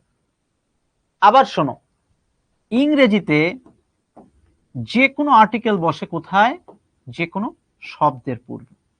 যেমন বুক বা বই একটা শব্দ, এর পূর্বে দেখো ঠিক দা বসে গেছে, তাহলে দ্য বুক। কিন্তু মজার বিষয় হচ্ছে এই আর্টিকেল এর যে বাংলা টি, বাংলা শব্দের ক্ষেত্রে সব সময় এই আর্টিকেল বা পদাশ্রিত নির্দেশক বসে শব্দের শেষে। খুব ইম্পর্টেন্ট একটা জিনিস কিন্তু ধরা দিলাম, মাথায় রাখো। আবার বলছি, আর্টিকেল যা, পদাশ্রিত নির্দেশক তাই। কিন্তু আমরা মনে রাখবো ইংরেজিতে আর্টিকেল বসে সবসময় যে কোনো ওয়ার্ড বা শব্দের পূর্বে, কিন্তু বাংলায় এই পদাশ্রিত নির্দেশক বসে যে কোনো শব্দের শেষ। আশা করছি বিষয়টা বুঝতে পেরেছ। এবার ব্যাকরণ বলতে চাচ্ছে, আমাদের বইয়ের ব্যাকরণ বলতে চাচ্ছে যে বাবা পদাশ্রিত নির্দেশক টিতে রস্বইকার হবে। আচ্ছা তুমি বলো তো, জীবনে এই যে শব্দগুলো দেখছো, কোনো জায়গায় দীর্ঘইকার দেখছো? এত কিছু বোঝাবুঝি দরকার নাই রে ভাই, শর্টকাট। যেখানেই কনফিউশন, টি রস্বইকার হবে না দীর্ঘইকার হবে, তুমি টয় রস্বইকারে টি দিয়ে এসো। অর্থাৎ পদাশ্রিত নির্দেশক বা আর্টিকেল এর রিলেটেড যে কোনো শব্দ নিয়ে কনফিউশন থাকলে তুমি সব সময় কি দিয়ে আসবা? তুমি দিয়ে আসবা রস্বইকার দিয়ে, যেটা আছে সেটা। লোকটি টয় রস্বইকারে টি, বইটি টয় রস্বইকারে টি, দীর্ঘইকারে কিছু না। আমি কি বোঝাতে পারছি? Thank you. এরপরে সবচেয়ে বড় একটা কনফিউশন, সেটা হচ্ছে যে ভাই আমি কোথায় কয় রস্বইকারে কি লিখবো আর কোথায় কয় দীর্ঘইকারে কি লিখবো। ইটস এ ভেরি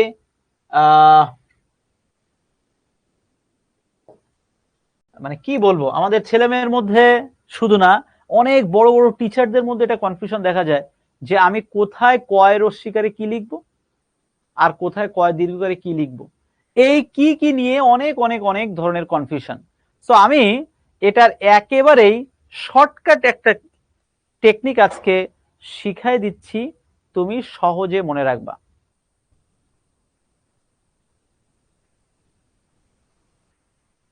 এই জীবনে তোমাকে প্রতিনিয়ত একাধিকবার বিভিন্ন ধরনের প্রশ্ন মুখোমুখি হতে হয়। আজকের পর থেকে মনে রাখবা, যে সকল প্রশ্নের উত্তর হ্যাঁ বা না দিয়ে করা যায়, সেই সকল ক্ষেত্রে আমরা ব্যবহার করব কয় রস্বইকারে কি। আবার বলছি, যে সকল প্রশ্নের উত্তর হ্যাঁ বা না, সিম্পল ইয়েস অর নো করা যায়, সেই সকল ক্ষেত্রে হবে হচ্ছে কি। যেমন আমি তোমাকে ভাইয়া প্রশ্ন করলাম, ভাইয়া আজকের ক্লাস শেষে তুমি কি আর পড়বা? এই বাংলার ঘ্যান ঘ্যানানি শুনতে শুনতে মাথা তো হ্যাং হয়ে গেছে, এরপরে আর পড়তে ভালো লাগবে কি? আমি প্রশ্ন করতে পারি না? তুমি বললে যে না ভাইয়া পড়বো না, আবার তুমি বললে যে না ভাই আমি পড়বো। তাহলে দেখো, এই যে তুমি প্রশ্ন করেছো এবং সেই প্রশ্নের উত্তর দেখো আমি হ্যাঁ বা না দিয়ে করতে পেরেছি, সেই সকল ক্ষেত্রে হবে হ্রস্বইকার। যেমন আমি বললাম, ভাইয়া কালকে কি সকালে কলেজে যাবা? গেলে তোমার সাথে কলেজের সামনে ওই যে একজন ফুচকা বিক্রি করে না, ফুচকাটা সেই টেস্ট, ফুচকা খাবো বা চটপটি খাবো বা আইসক্রিম খাবো। এই যে তুমি আমাকে বললে, সরি আমি তোমাকে প্রশ্ন করলাম তুমি কি যাবা, তুমি বললে ইয়েস যাবো, মানে ওরে বাবা, কেউ আজকাল খাওয়ার কথা বলেন আর আপনি খাওয়ার কথা বলতেছেন, এই খাওয়া তো মিস করা যাবে না। তাহলে এই যে দেখো, ইয়েস অর নো দিয়ে কিন্তু তুমি উত্তরটা করতে পারছো। আবার তুমি আমাকে বললে না না না ভাই আপনি কোথাকার কোন মানুষ চিনি না জানি না, হ্যাঁ মিষ্টি মিষ্টি কথা বলেন, দেখা গেল মিষ্টি মানুষের মনে নাকি কি খুব শয়তানি থাকে, কোনোভাবেই যাব না। তাহলে বোঝার চেষ্টা করো, তুমি কিন্তু এই আমার প্রশ্নের উত্তর কিন্তু ইয়েস অর নো দিয়ে করতে পারছো, এবং সেই ক্ষেত্রেই কয়ের অস্বীকারী। আজকে শেষবারের মতো বুঝে নাও, এটা নিয়ে কিন্তু কনফিউশনে থাকে অনেকে। So whenever you will face yes or no, that will be কয়ের অস্বীকারী কি। যে সকল প্রশ্ন উত্তর হ্যাঁ বা না দিয়ে করা যাবে সেই সকল ক্ষেত্রে কয়ের অস্বীকারী কি। আর হ্যাঁ বা না দিয়ে এই পৃথিবীতে যা আছে সব হচ্ছে কয় দীর্ঘিকারী কি। এই আমি তোমাকে বললাম এই তুমি ক্লাসরুমে কি করছো, তাহলে এই যে আমি বললাম কি করছো, এটার উত্তর কি হ্যাঁ বা না দিয়ে করা যাবে? আমি বললাম এই বেটা তোমার বাপের নাম কি, তুমি বললে হ্যাঁ, তখন মানুষ বলবে কি আরে বেটারে পাপ নাই পাঠা, ওর মাথা শেষ। সো শর্টকাট কি, দেখো যে সকল প্রশ্ন উত্তর আমরা হ্যাঁ বা না দিয়ে করতে পারবো না সে সকল ক্ষেত্রে কয় দীর্ঘিকারী কি। আহা কি আনন্দ আকাশে বাতাসে, কি একটা গান আছে না, এই যে কি আনন্দ, আমার আনন্দ তোমার আনন্দ, এটা তো আর ইয়েস আর নো দিয়ে করা যাবে না, দ্যাটস ওয়াই কয় দীর্ঘিকারী। Concept clear? সবাই বুঝতে পারছো কিনা একটু কমেন্ট বক্সে একটু কমেন্টটা দেখি। এই সবাই বুঝছো কিনা একটু কাইন্ডলি প্লিজ ফ্রাঙ্কলি জানাও, একবার না বুঝলে 100 বার বুঝাই দিব, তবে সত্যি করে স্বীকার করতে হবে বোঝা গেছে কিনা।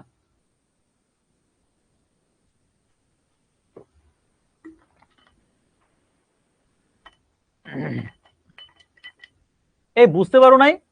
আরে ভাই রে ভাই, এই যদি না বোঝো তাহলে জীবনে আর বই পড়ে বুঝতে পারবা না। আহা কি আনন্দ আকাশে বাতাসে। তোমাদের সাথে মাঝে মাঝে মনে হয় একটু দু এক লাইন গান গাই, দু এক লাইন কবিতার চর্চা করি।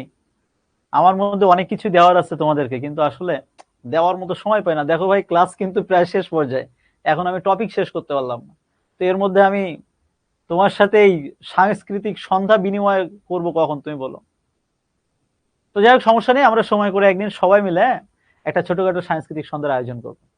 So thank you, please let's move to the next slide. আমরা আপাতত কমেন্ট বক্স অফ করে দিচ্ছি, এ জীবনে কোনো কাজে লাগবে না, বাদ।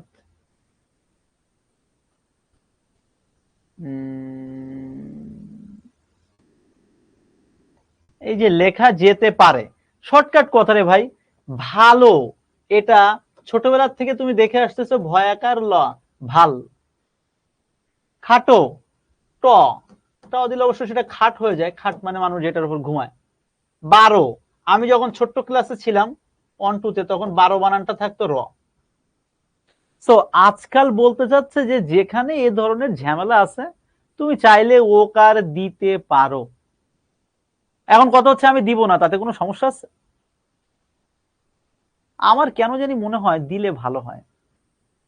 যেমন দেখো, আমি বললাম 12 শব্দটার শেষে যদি আমি ওকার দিই তাহলে সেটা একেবারে সলিড 12, কিন্তু আমি যদি 12 ওখানে যা সিম্পল লিখি বার, তাহলে এই বার বলতে 2-3টা জিনিস বোঝায়। যেমন আমি বললাম আজকে কি বার, আচ্ছা কি বারে ভাই, শনিবার। তারপরে বার কাউন্সিল, বার কাউন্সিল মানে কি, অর্থাৎ এই যে আমাদের আশেপাশে অনেক আইনজীবী রয়েছেন, এই যে আইনজীবী যে পেশা, আইন পেশা প্র্যাকটিস করার জন্য বার কাউন্সিল থেকে সার্টিফিকেট নিতে হয়। শর্টকাটে বললাম ওটাই। তো আমার কথা হচ্ছে ভাই এই ঝামেলা যাওয়ার কি দরকার, আমি তো ওকার দিয়ে দিলাম। আমি বললাম এই কিছু বলো, এবার আমি বললাম বলো বলতে যে বললাম বল বল, এই বল মানে তো ফুটবল হতে পারে, ক্রিকেটে বল হতে পারে। আবার আমি বললাম এবার কিছু একটা বল, এবার আমি তোমারে বলতেছি বলো কি সম্মান করে, এবার আমি যদি বলি কিছু একটা বল, আমার মনে হয় আমার এই তুই তো আমার শুনতে খুব একটা ভালো লাগে না। এবার আমি বললাম ভাল লাগে না, এই ভাল শব্দটা না বলে আমি যদি বলি ভালো লাগে না, এই ভালো শব্দের শেষে আমি যখন ওকার দিয়ে দিচ্ছি দেখো কত সুন্দর শোনা যাচ্ছে। সো আই থিঙ্ক ওকার দেওয়াটাই বেটার। Thank you. এটা বাদ, এটা কাজে লাগবে না। ইয়েস, এই জিনিসটা আমরা একটু মনে রাখবো। একটা সময় ক্ষীয় এটার খুব ব্যবহার ছিল, এখনো কিছু কিছু ক্ষেত্রে আছে, যেমন অক্ষয়, অবশ্যই ক্ষীয় দিতে হবে, কিন্তু অতৎসম শব্দের বানান অর্থাৎ তৎসম শব্দ বাদ দিয়ে এই পৃথিবীতে যখন শব্দ রয়েছে আমরা ক্ষীয় না দিয়ে সেখানে খ ব্যবহার করব। তুমি দেখো ভাইয়া এই সকল শব্দগুলো খ ব্যবহার করাটা বেশি যুক্তিযুক্ত বা গ্রহণযোগ্য। খুবই গুরুত্বপূর্ণ একটা শব্দ, দুঃখিত রুল, বিদেশি শব্দের বানানে সাধারণভাবে বর্গীয় জ হয়, অন্তঃস্থীয় জ হয় না। কেন হয় না জানার দরকার নেই। এখানে যে শব্দগুলো দেখছো, কাগজ, জাদু, জাহাজ, জুলুম, কাজা, জোহর, রমজান, হজরত, অনেকে কি করে এই জ ব্যবহার করে, এই অন্তঃস্থীয় জ বা অন্তর্জ, যে যা পারে বলুক, আমরা আজকের পর থেকে ভাই এটা ব্যবহার করব না, আমরা বর্গীয় জ ব্যবহার। আমি কি বোঝাতে পারছি ভাইয়া? আমরা চেষ্টা করব কোনো বিদেশি শব্দের বানানে এই অন্তঃস্থীয় জ ব্যবহার না করে বর্গীয় জ ব্যবহার করা। আশা করছি বিষয়টা বুঝতে পেরেছো। অসংখ্য ধন্যবাদ। এরপরে যেটা একেবারে শর্টকাট কথা, যেটা আমি তোমাদেরকে আরেকটু ক্লিয়ার করে বলে দিই, সেটা হচ্ছে এই অতৎসম শব্দের বানানে মূর্ধন্য ব্যবহার করা যাবে না। এখন আমি তাহলে কি করে বুঝবো কোনটা তৎসম কোনটা অতৎসম? It's a very big question. আমার একটা ব্যক্তিগত শর্টকাট আছে, এক্ষেত্রে আমি তোমাদের সাথে শেয়ার করছি, এটা হতেও পারে নাও হতে পারে। আমি একটা কাজ করব, তৎসম কিছু শব্দ আছে আমার বইয়ে, ওই তৎসম শব্দে যে শব্দগুলো মূর্ধন্য দিয়ে রয়েছে আমি একটু মনে রাখার চেষ্টা করি। আমি যখন ওটা মনে রাখতে পারবো, ওইগুলো বাদ দিয়ে এই পৃথিবীতে আর যা আছে সব দন্তন্য। আবার বলছি, তৎসম বাদ দিয়ে ওই 8টা-10টা শব্দ বাদ দিয়ে এই পৃথিবীতে আর যত শব্দ রয়েছে সব জায়গায় দন্তন্য হবে। আরেকটা শর্টকাট শিখা দিচ্ছি, ইংরেজি শব্দের বানানে কখনোই মূর্ধন্য হবে না। আবার বলছি, মনোযোগ দিয়ে শোনো। একটু আগে আজকে বাড়ি থেকে আসতেছিলাম, এক জায়গায় লেখা কি এখানে হর্ন বাজানো নিষেধ। খুব ভালো কথা, আমি ব্যক্তিগতভাবে সাউন্ড কখনো নিতে পারি না। তাহলে বাবা তুই লিখছিস হর্ন, হর্ন কি ইংরেজি শব্দ না? ইংরেজি শব্দের বানানে কখনোই মূর্ধন্য হবে না। গভর্নর একটা ইংরেজি শব্দ, মূর্ধন্য দেওয়া হয়েছে, হবে না, হবে হচ্ছে দন্তন্য। ক্লিয়ার? Thank you. একইভাবে আশা করছি মূর্ধন্য দন্তন্যর কনসেপ্টে ক্লিয়ার হচ্ছে, ইংরেজি শব্দের বানানে কখনোই মূর্ধন্য হবে না, হবে দন্তন্য। আমি কি বোঝাতে পারছি? Thank you. একইভাবে অতৎসম শব্দের ক্ষেত্রে ট ঠ ড এর আগেও কেবল দন্তন্য হবে। ওই যে একটা কথা বলছিলাম, তৎসম শব্দের ক্ষেত্রে ট ঠ ড ঢ এর আগে মূর্ধন্য হবে বা মূর্ধন্য স হবে। ওই কয়টা শব্দ বাদ দিয়ে এই পৃথিবীতে আর যে শব্দগুলো রয়েছে জাস্ট ধুমধাম করে দন্তন্য লাগাই দিব। আর সবচেয়ে ইন্টারেস্টিং বিষয়, এগুলো পরীক্ষায় প্রশ্ন আসবে না। কেন আসবে না সেটা আসলে খুবই চিন্তার বিষয়, তবে সাধারণত আসে না। বিদেশি শব্দের ক্ষেত্রে মূর্ধন্যের ব্যবহার প্রয়োজন নেই, এই কথাটা সবসময় মনে রাখবা। আবার বলছি, বাংলা ভাষায় অনেক শব্দ এসে একটা শক্তিশালী জায়গা করে নিয়েছে। যেমন এই স্লাইডে যে শব্দগুলো তোমরা দেখতে পাচ্ছ, তোমরা হয়তো অনেকেই জানো না, বাট আজকে নতুন করে জানো, এই প্রত্যেকটা শব্দই বিদেশি ভাষা থেকে আগত। হতে পারে আরবি, হতে পারে ফার্সি, হতে পারে ফরাসি বা যে কোনো কিছু। আমরা মনে রাখবো, বিদেশি ভাষা থেকে আগত শব্দে শুধু মূর্ধন্য নয়, মনে রাখবো মূর্ধন্যও ব্যবহার করা যাবে না। আবার বলছি, বিদেশি ভাষা থেকে আগত শব্দে মূর্ধন্য স এবং মূর্ধন্য ব্যবহার করব না। তাহলে আমরা কি ব্যবহার করব? ওই দুইটা বাদ দিয়ে পৃথিবীতে কি কি রয়েছে? তালব্য স অথবা দন্ত স, আর রয়েছে দন্তন্য, সেটাই ব্যবহার করে দিব। আমি কি বোঝাতে পারছি? আর একটা কথা শর্টকাট টেকনিক শিখাই দিই। কোন ইংরেজি শব্দের বানানে, খাতায় লিখে রাখো, ইংরেজি শব্দের বানানে কখনোই মূর্ধন্য স হবে না। তাহলে কি হবে? হয় তালব্য স হবে অথবা দন্ত স হবে। যেমন স্টেশন বানান, স্টুডিও বানান, স্প্রিং বানান, স্ট্রিট বানান, বা যে কোনো শব্দে দেখবা আমরা অনেকেই কিন্তু ভুল করে মূর্ধন্য স ব্যবহার করি। ফটো স্টার্ট, অনেক ফটো স্টার্টের দোকানে যে দেখবো ওখানে মূর্ধন্য স ব্যবহার করা হয়েছে। করা যাবে না। কেন বাবা? ফটো স্টার্ট শব্দটা একটা ইংরেজি শব্দ রে ভাই, তোমার জোর করে তো মূর্ধন্য স কে ব্যবহার করতে বলছে না। তুমি ওইখানে তালব্য স দন্ত স যেটা দরকার হয় সেটা ব্যবহার করে দাও। Concept clear? থ্যাংক ইউ, আশা করছি বুঝতে পেরেছো। এটা একটা বড় একটা বিষয়। হর্ষ চিহ্ন যত সম্ভব বর্জন করা লাগবে। হর্ষ চিহ্ন কি আরে বাবা ব্যবহারই করতে পারি না, আর সে অনেকে কি করে ধুমধাম করে একটা শব্দ এসে সেরকম খোঁচা দিয়ে দেয়। কোনো খোঁচাখুচির দরকার নাই রে ভাই, যেটা দরকার সেটাই হইতেছে না।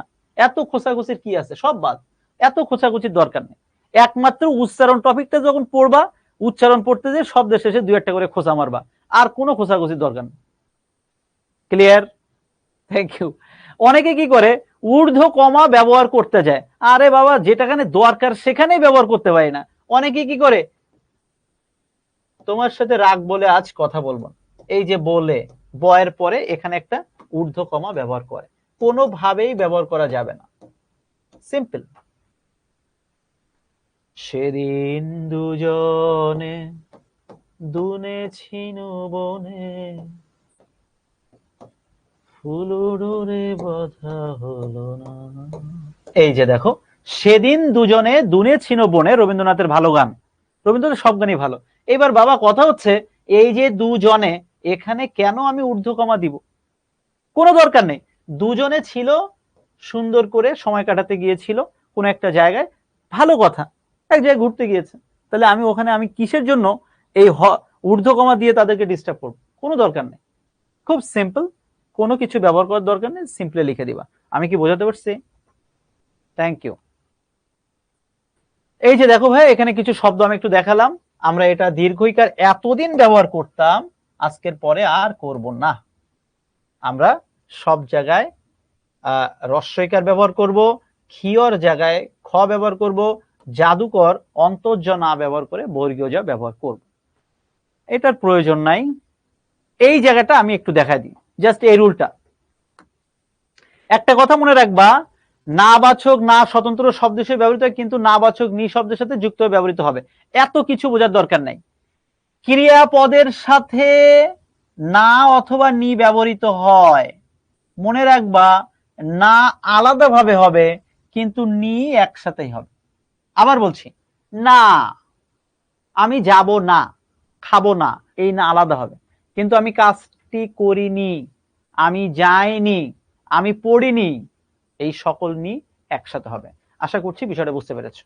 তো ভাইয়া এই ছিল মূলত বিষয়। এগুলো এই আর যে রুল আছে এটা তুমি এমনি পারবা, আর এগুলো পরীক্ষা আসবেও না, এটা বাদ। এবার যেহেতু আমরা টুকটাক মোটামুটি বুঝতে পেরেছি, আমি বলছি না পুরোটা বুঝতে পারছি। আমি ভাই একটা কথা সবসময় বলি, একটা ক্লাস থেকে যদি 50% 60% বোঝা যায়, এটা অনেক, আর বেশি লাগে না। বাকি 20% তুমি একটু বাসায় সময় দাও, অটোমেটিক ভাবে ওটা 100-এ চলে যাবে। কি তাই না বিষয়টা? তো চলো ভাই, আমরা যেহেতু একেবারে ক্লাসের শেষ পর্যায়ে চলে এসেছি, তোমরা আজকের ক্লাসে একটু আগে অনেকেই বলছিলে যে ভাইয়া আজকে পোল কোশ্চেন দিবেন না। এই যে আমি পোল কোশ্চেন নিয়ে তোমাদের সামনে হাজির হয়েছি। আপাতত আমি পোল কোশ্চেন হিসেবে দিচ্ছি না, তোমরা একটু কষ্ট করে হলো একটু কমেন্ট বক্সে উত্তর করে জানাও, আমি নেক্সট ডে পোল কোশ্চেন দিব। আজকে একটু স্লাইডে রিলেটেড প্রবলেম আছে, এই জন্য ভাইয়া আমি আসলে পোল দিচ্ছি না। আমি 5-7টা প্রশ্ন তোমাদেরকে দিচ্ছি, তোমরা দয়া করে এই প্রশ্নের উত্তর কি হবে একটু কমেন্ট বক্সে কমেন্ট করে জানাও। আমার রিকোয়েস্ট, তোমরা সবাই উত্তর করো প্লিজ। সবার ভুল হোক তাতে কিচ্ছু যায় আসে না, আমি তোমাদের কিচ্ছু বলবো না, কেননা বলার এখানে কিছু নাই। তুমি ট্রাই করছো, এটাই অনেক বড় কিছু।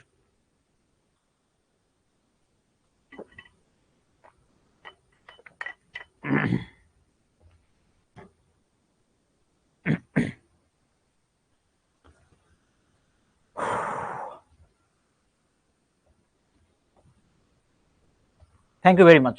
ও মাই গড, দেখো কত সুন্দর। কোন বানানটি শুদ্ধ?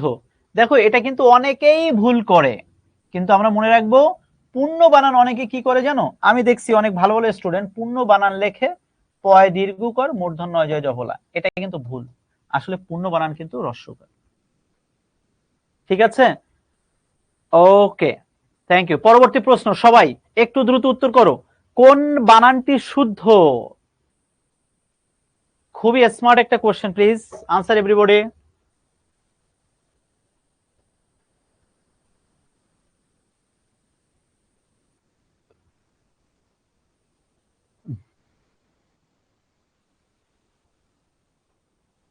একটু চেষ্টা করো প্লিজ, হওয়ার প্রয়োজন নেই, ট্রাই।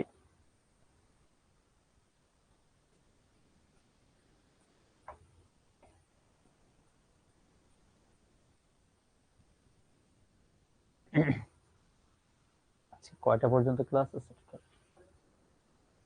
এটা কি তাহলে লাস্ট ক্লাস আজকে? শুরু হয়েছে কয়টা? 2টা।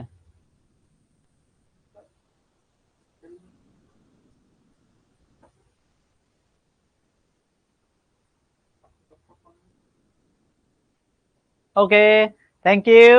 এই যে তোমরা, আমি জানি এই প্রশ্নটা অনেকে ভুল করছো, তো যাই হোক, ভুল হতে পারে ভাই, আমি একটু ক্লিয়ার করে দিলাম। মুহুর্মুহু বানানটা হচ্ছে এই, এবং আমরা অনেকে বলি মুহুর্মুহ, আসলে না, এটা হচ্ছে মুহুর্মুহু। ঠিক আছে, থ্যাংক ইউ। তো রস্যকার দীর্ঘকার কোনো ঝামেলায় যাব না, সিম্পলি এটাই হবে, সবগুলোই রস্যকার। পরবর্তী প্রশ্ন, কোন বানানটি শুদ্ধ? ওরে বাবা, এই প্রশ্নটা বিসিএস পরীক্ষা অনেকবার আসছে। তো আমার মনে হয় যারা এই প্রশ্নটা আজকে উত্তর করতে পারবে তারা মোটামুটি ভাবে এক একজন বিসিএস ক্যাডার। চলো তাহলে আমরা একটু বিসিএস ক্যাডার হয়ে আসি। আমাদের শাওন ভাই তো বিসিএস ক্যাডার, চলো আমরা একটু বিসিএস ক্যাডার হয়ে আসি। আমাদের ইকবাল চাচু, তিনিও তো বিসিএস ক্যাডার, চলো সবাই মিলে একটু তাদের মতো ক্যাডার হয়ে আসি। ওকে, থ্যাংক ইউ।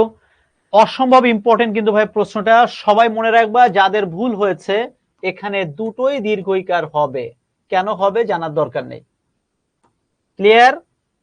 মোস্ট ইম্পর্টেন্ট কিন্তু বানানটা। পরবর্তী প্রশ্ন অসম্ভব ইম্পর্টেন্ট, কোন বানানটি শুদ্ধ নয়? প্রশ্ন দেখে উত্তর করতে হবে। প্রশ্নে দেওয়া রয়েছে শুদ্ধ নয়, তুমি যদি উত্তর করে আসো কোনটা শুদ্ধ, তুমি কিন্তু 100% সুন্দর একটা বাস খেয়ে পরীক্ষা থেকে চলে আসবে।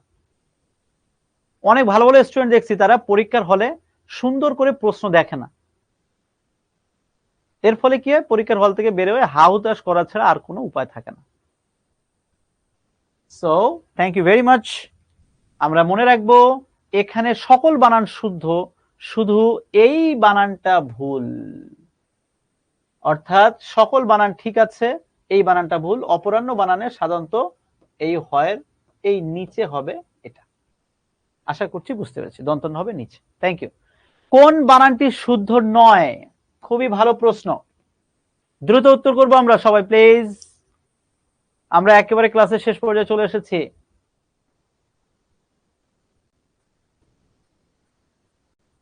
The presence of our class today is much more higher than others, I think. থাকে না? Thank you. But it's much. Bangla class হিসেবে আর কত, নাকি আপনি কি বলেন শাওন ভাই? Thank you. এই যে আজকে কিন্তু বলেছি যে সহযোগী বানানে দীর্ঘইকার হবে কিন্তু সহযোগিতায় হ্রস্বইকার হবে, প্রতিযোগী বানানে দীর্ঘইকার হবে কিন্তু প্রতিযোগিতায় হ্রস্বইকার হবে। কোন বানানটি শুদ্ধ? ওরে বাবা, খুব ইম্পর্টেন্ট, এত কিছু বোঝার দরকার নেই, মনে রাখবা যে কোনো জীবী, জীবী মানে সে কি, বুদ্ধিজীবী, পেশাজীবী, শ্রমজীবী, বাবা পৃথিবীতে যত জীবী আছে সবগুলো শেষে দীর্ঘিকার, শর্টকাটে মনে রাখবা। ক্লিয়ার? Thank you. পরবর্তী প্রশ্ন, কোন বানানটি শুদ্ধ? এটা পরীক্ষায় শতবার প্রশ্ন আসছে। এইচএসসি থেকে ভার্সিটি অ্যাডমিশন থেকে বিসিএস পরীক্ষা এই প্রশ্নটা 100 বার আসছে মিনিমাম। বিশ্বাস নয়, যে কোনো একটা কোশ্চেন ব্যাংক খুলে দেখো। সো আমরা যারা জানি ভালো, আর যারা জানি না আজকে জেনে রাখবো স্বায়ত্ত শাসন, অটোনোমাস। ইংরেজি শব্দ জানার দরকার নেই আপাতত, এই বানানটা বাবা একটু জেনে রাখো, কপাল ভালো হলে এখান থেকে পরীক্ষায় প্রশ্ন আসতে পারে। চলো আমরা আজকের লাস্ট প্রশ্ন, বিকিরণ বানানটা কি হবে? এটা একেবারে সহজ প্রশ্ন। আমরা মনে হয় যারা সায়েন্সের আছি আমরা সবাই জানি বিকিরণ বানানের দুটোই রস্বইকার এবং শেষে মূর্ধন্যইকার। তো যাই হোক ভাইয়া, দেখতে দেখতে আজকে ক্লাস আমরা শেষ করে ফেলেছি। আমি বলেছিলাম যে ভাই ক্লাসের শেষে তোমাদেরকে 5 মিনিট আজকে তোমাদের সাথে কথা বলবো। তো যাই হোক ভাই, আনফরচুনেটলি আজকে আসলে সময়ের সাথে পারলাম না। আশা করছি পরবর্তী দিন এটা নিয়ে আমরা অনেক কথা বলবো। তোমাদের জাস্ট একটাই রিকোয়েস্ট তোমাদের কাছে আমার, আজকের ক্লাসে বাংলা বানান নিয়ে দেখো খুব শর্টকাটে যেটুকু পড়ানো হয়েছে, বোঝানো হয়েছে, একটু বাসায় নিজে সময় দাও। তারপরে যদি কোনো প্রবলেম থাকে গ্রুপে জানাও বা পরবর্তী দিন ক্লাসের শুরুতে আমাকে জানাও। আশা করছি কনসেপ্ট ক্লিয়ার হয়ে যাবে। ওকে, তাহলে আজকে এই পর্যন্তই। আশা করছি ভাই তোমরা সবাই ভালো থাকবে, সুস্থ থাকবে এবং বাংলা বানান নিয়ে যেন তোমাকে আর কেউ আটকাতে না পারে সেই প্রত্যাশায় আজকের মতো এখানে বিদায় নিচ্ছি। এবং বানান সম্পর্কিত আরো অনেক ধরনের বিভ্রান্তি যেগুলো রয়েছে আশা করছি পরবর্তী দিন ক্লাসে আমরা সেগুলো সমাধান করব। এবং আরেকটা ফ্রাঙ্কলি কথা বলে রাখি, পরবর্তী দিনের ক্লাসে কিন্তু বানানের যেখানে যা আছে সব খুঁটিনাটি আমরা সলভ করব। তো আশা করছি নেক্সট ক্লাসে সবার সাথে আবার দেখা হবে, কথা হবে। সেই কারণে আজকের মতো এখানে বিদায় নিচ্ছি। শুভরাত্রি।